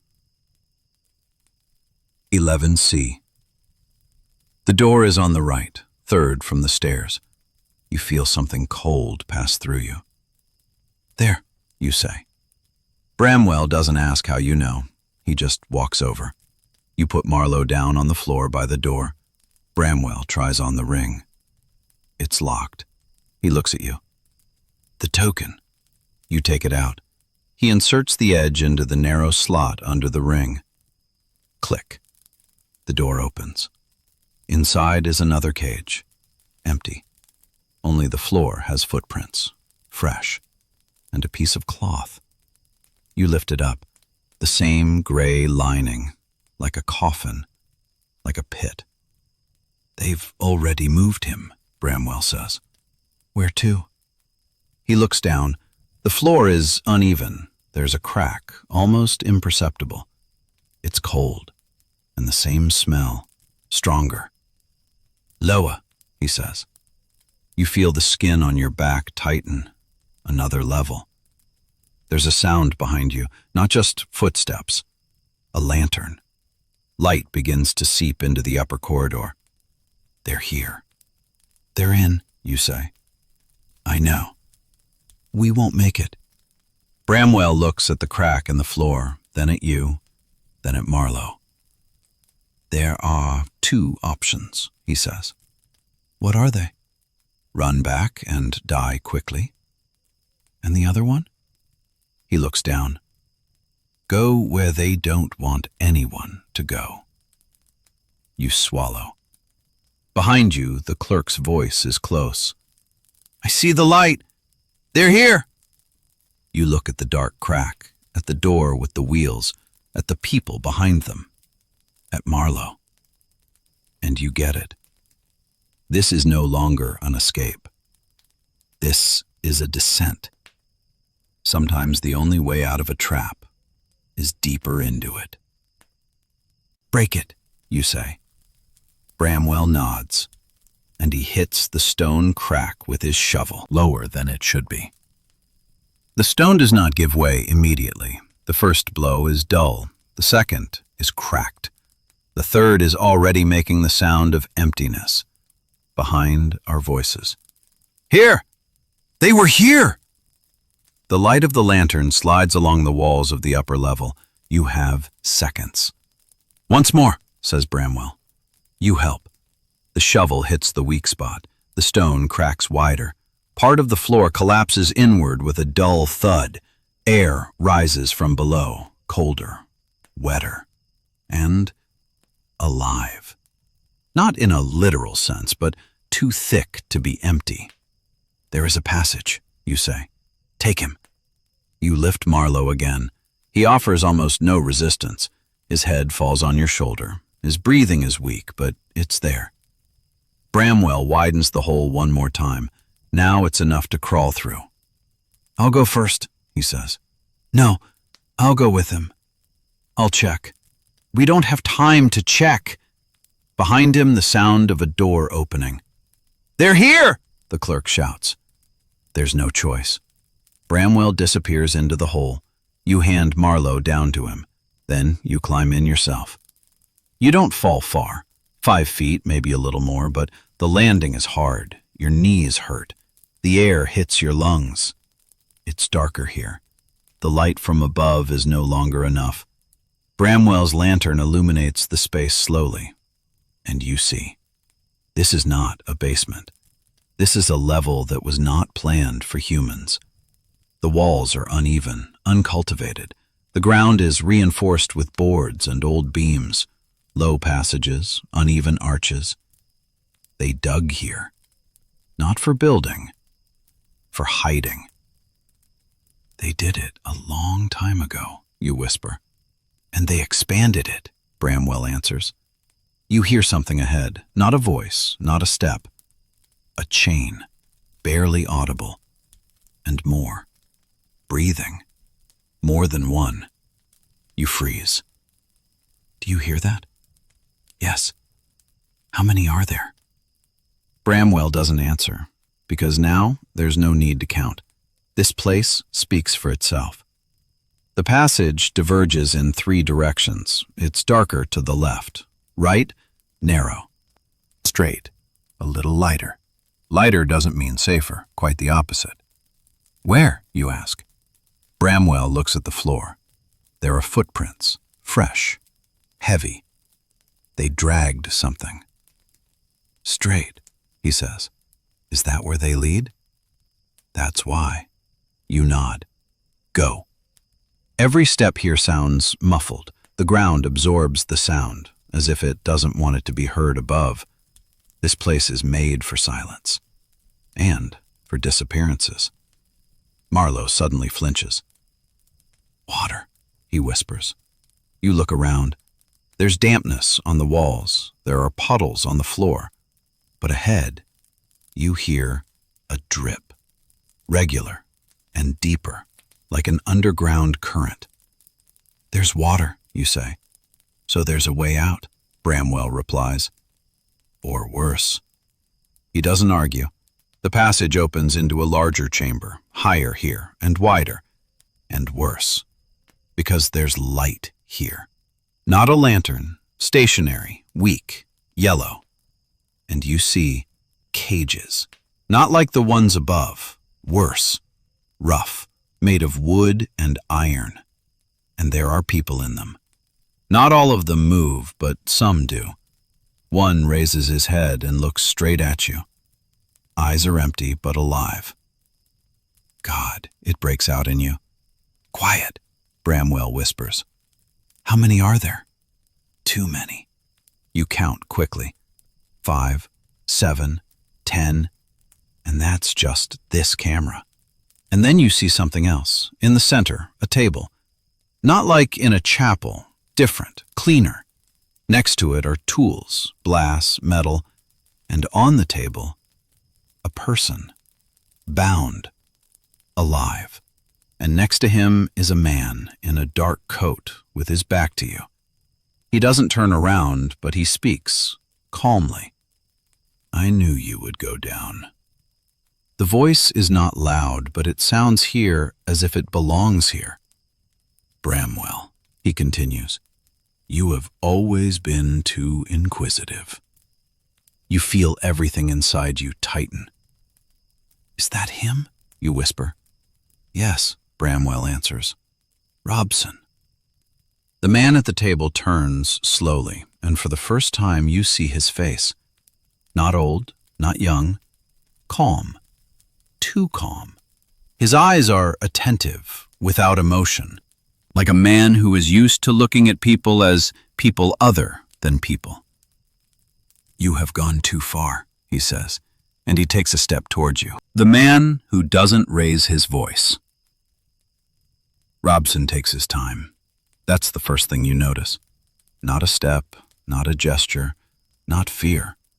He moves as if the time is his own. The yellow light of the lamp glides across his face. No grimace, no anger, No need to prove his strength. Just the calm of a man who's used to things working without him, but thanks to him. You took what wasn't yours, he says. Not a question. Fact. Bramwell doesn't answer. You hold Marlowe and feel his breathing hitch a little. He's here, in this place, and his body remembers it before his mind does. Robson looks at him. This one should have gone on, he adds. But sometimes there are delays. He's alive, you say. For now. It's said as calmly as anything else, and that's why you want to hit him. How many are there, you ask. Bramwell glances at you briefly. Not now, but the words are out. Robson tilts his head slightly. Do you want to count? He says. That won't help. It will help you understand. Understanding is a luxury your position doesn't allow. He takes another step. You step back. Not because you're afraid of being hit, but because you feel differently. Control. This is his space, his level, his rules. And even now, when you're here alone, you can tell he's not surprised. He's been waiting. You think this is a crime, he says. That this is something wrong. Unnatural. It is, you say. No. He stops at the table, next to the man strapped to him. The man is still breathing. It's order, Robson says. The city produces surplus, poverty, disease, bodies. I just make sure nothing goes to waste. You clench your jaw. People are not a commodity. People are a resource, he says calmly. It's just a question of who controls the flow. You look at the cages, at the people, at the cards you can still feel under your jacket. At Marlowe. And for the first time that night, you understand completely. This is not chaos. This is a system. Fights. Selection. Basements. Waiting. Injections. Silence. Cages. Sorting. Next. Disappearance. And above all this, a man who doesn't even raise his voice. They're still alive, you say. Some, Robson answers. And I'm just doing what others are afraid to say. There's movement behind me. A clerk and two more. They enter the cell. There are fewer of you now, and there's no going back. Bramwell says quietly, We won't get out of the fight. I know. Then think. You think, quickly, hard, like in the ring when you realize one more blow and you'll fall. And then you see a flashlight on the table by the tools. Glass, liquid, smell, strong. You said it was control, you say louder. Robson looks at you. Yes. What if it disappears? It won't disappear. What if it does? You take a step toward the table. The clerk moves immediately. No, Robson says, and this is not said as an order, as a reassurance. That's why you do it. You grab the lantern and you throw it straight into the glass containers. The glass breaks. The liquid spills. The smell becomes sharp. Burning. Someone swears. One of the men steps back, and you do the second one. You knock over the lamp. The flame grabs the cloth, the table, something on the floor. First a little, then more. You idiot! The clerk shouts. No, you say, and you look straight at Robson. This is not control now. The fire is growing, fast. Everything is dry inside, despite the humidity, and now the air is working against them. Take them away, Robson shouts for the first time. There it is. The first crack. The voice rises. Control has its limits. Bramwell is already moving. "Follow me!" He grabs Marlowe. You pick up the cards and you run, not back, into another aisle, into the smoke, into the darkness, into the unknown. Behind is chaos, fire, screams, chains. People in cages start to move. Someone screams. Someone hits the bars, and you understand. You're not just running away. You've just broken something. Not completely, but enough, so that this night will never be quiet again. The new passage lies ahead, dark, narrow, and it leads up. Maybe. Or not. "This is a chance," says Bramwell. "And if not, then we're already dead." You nod. And you run. The earth that responds. The passage leads upward. You don't feel it right away, only after a few steps, when your feet start to burn and the air becomes a little lighter. Smoke creeps up behind you, but not as quickly as you feared. Behind you are screams, metal, broken voices. Ahead is darkness that promises nothing, but at least it doesn't burn. Bramwell goes first. Marlowe pulls you. You hold on to the wall to keep from falling, and the step count suddenly returns by itself, like in those moments before a fight when your brain searches for a rhythm to keep from collapsing. 3 steps. 3 more. Pause. Breath. "Don't stop," Bramwell says. You don't stop, because suddenly you realize where this passage is leading. The smell changes. It becomes more familiar, wetter. Earth. Grass. The cold air that has seen the sky. "This is," you begin. "Yes," he answers. And at that moment the passage turns sharply and opens. You come out first, and you immediately understand. This is the same cemetery, the same part, the same pit. You have returned, but not the way you came. You came out from below, from under the ground, straight to the place where it all began. Return. Not accidental. Inevitable. The pit in front of you is different, deeper, wider, and stirred up. The earth is scattered. The boards have been moved. The body you left behind no longer lies where it was. It has been pulled out. "They're back," you say. "They didn't leave," Bramwell says, and you can feel it. Now everything is falling into place. The top is just a cover. The real work is below, and the cemetery is just a door. Marlowe takes a deep breath, harder than before. His eyes open, this time completely, and he looks straight at the hole, at the ground, at the place where he just disappeared. He wheezes. "Quietly," you say. "I was here." "I know." "No," he grabs your hand. "I've been here. Before."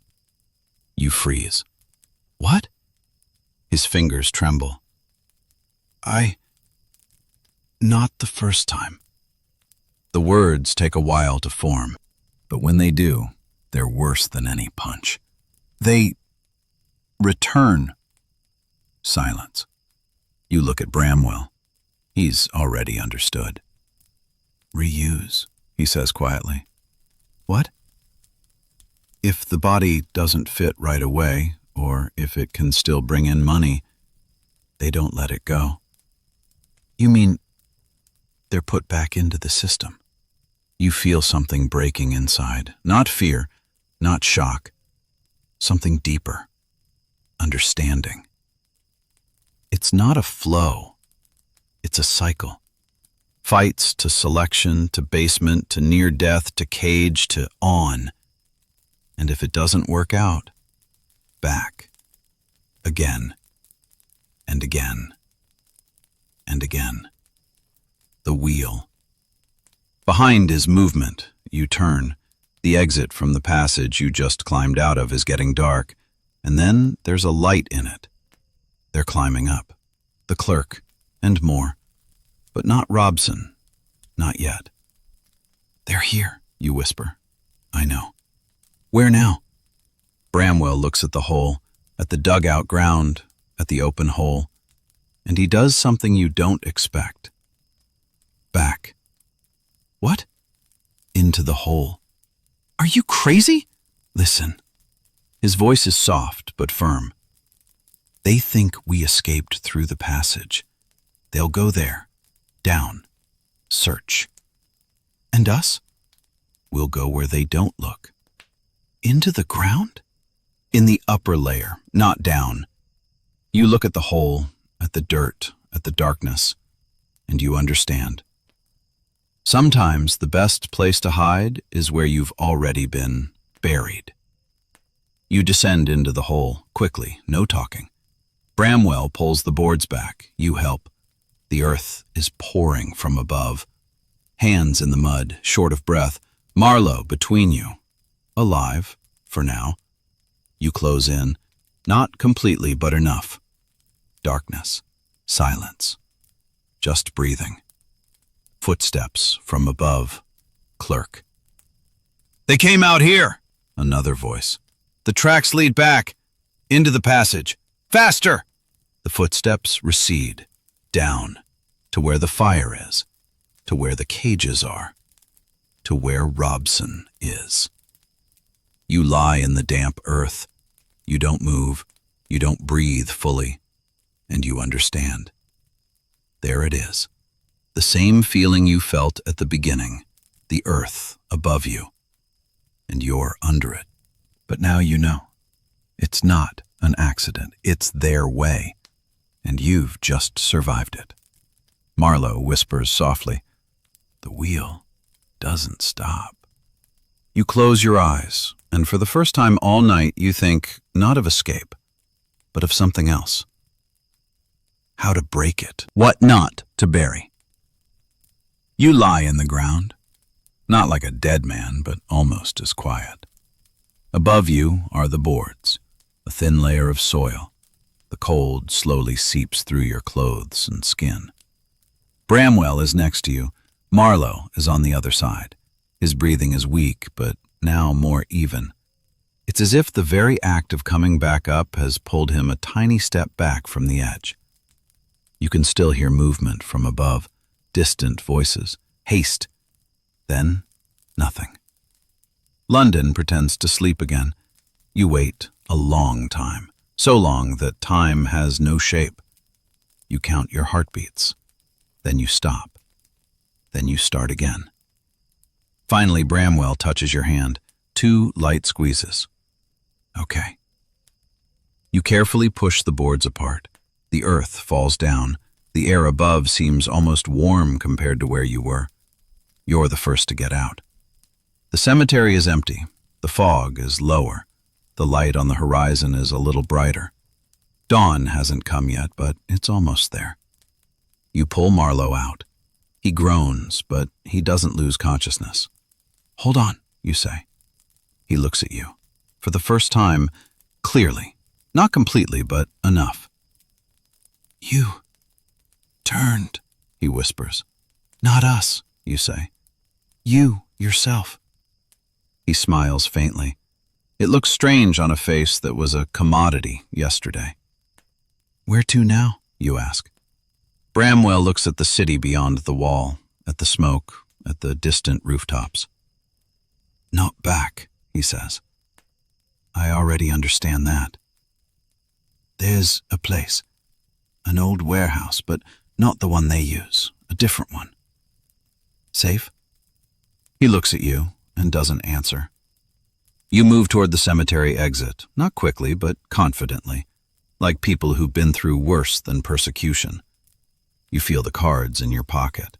They press, not physically, otherwise. It's not just paper. It's proof. A system. Names without names. Numbers instead of people. And now, it's yours. At the gate, you stop. You turn around. You look at the ground, at the hole, at the place where it all began. and you understand. You're out. But that doesn't mean you're free, because now you know, and knowledge in this city is more dangerous than debt. Are you going? Bramwell asks. Where? Out. Out of the city, out of this story. You look at him, then at Marlowe, then at the cards, and you think about the basement, about the cages, about the people, about the cycle, the wheel. No, you say. That's what I thought. This isn't the end. No. Bramwell looks at you longer, then he nods. Then the next step isn't escape. What? He looks somewhere in the city. We'll find who else is standing above the wheel. Is there anyone up there? He is silent, and that is enough. Marlowe speaks again, faintly, but more clearly than before. There. More. I know, you say. Many. I know. They won't come out. You squeeze his shoulder. They will come out. You don't know if it's true, but you say it, because now it's not just a story. It's a promise. You step outside the gate. The city greets you as if nothing had happened. The first carts, the first voices, the first smoke. London begins a new day, and no one knows what's underneath, what's still working, what's still breathing. You walk alongside Bramwell, Marlowe between you, and you feel it. The wheel is still turning, but now you see it. Sometimes that's enough to start breaking it. This is not a horror story. This is history. And it's just one night.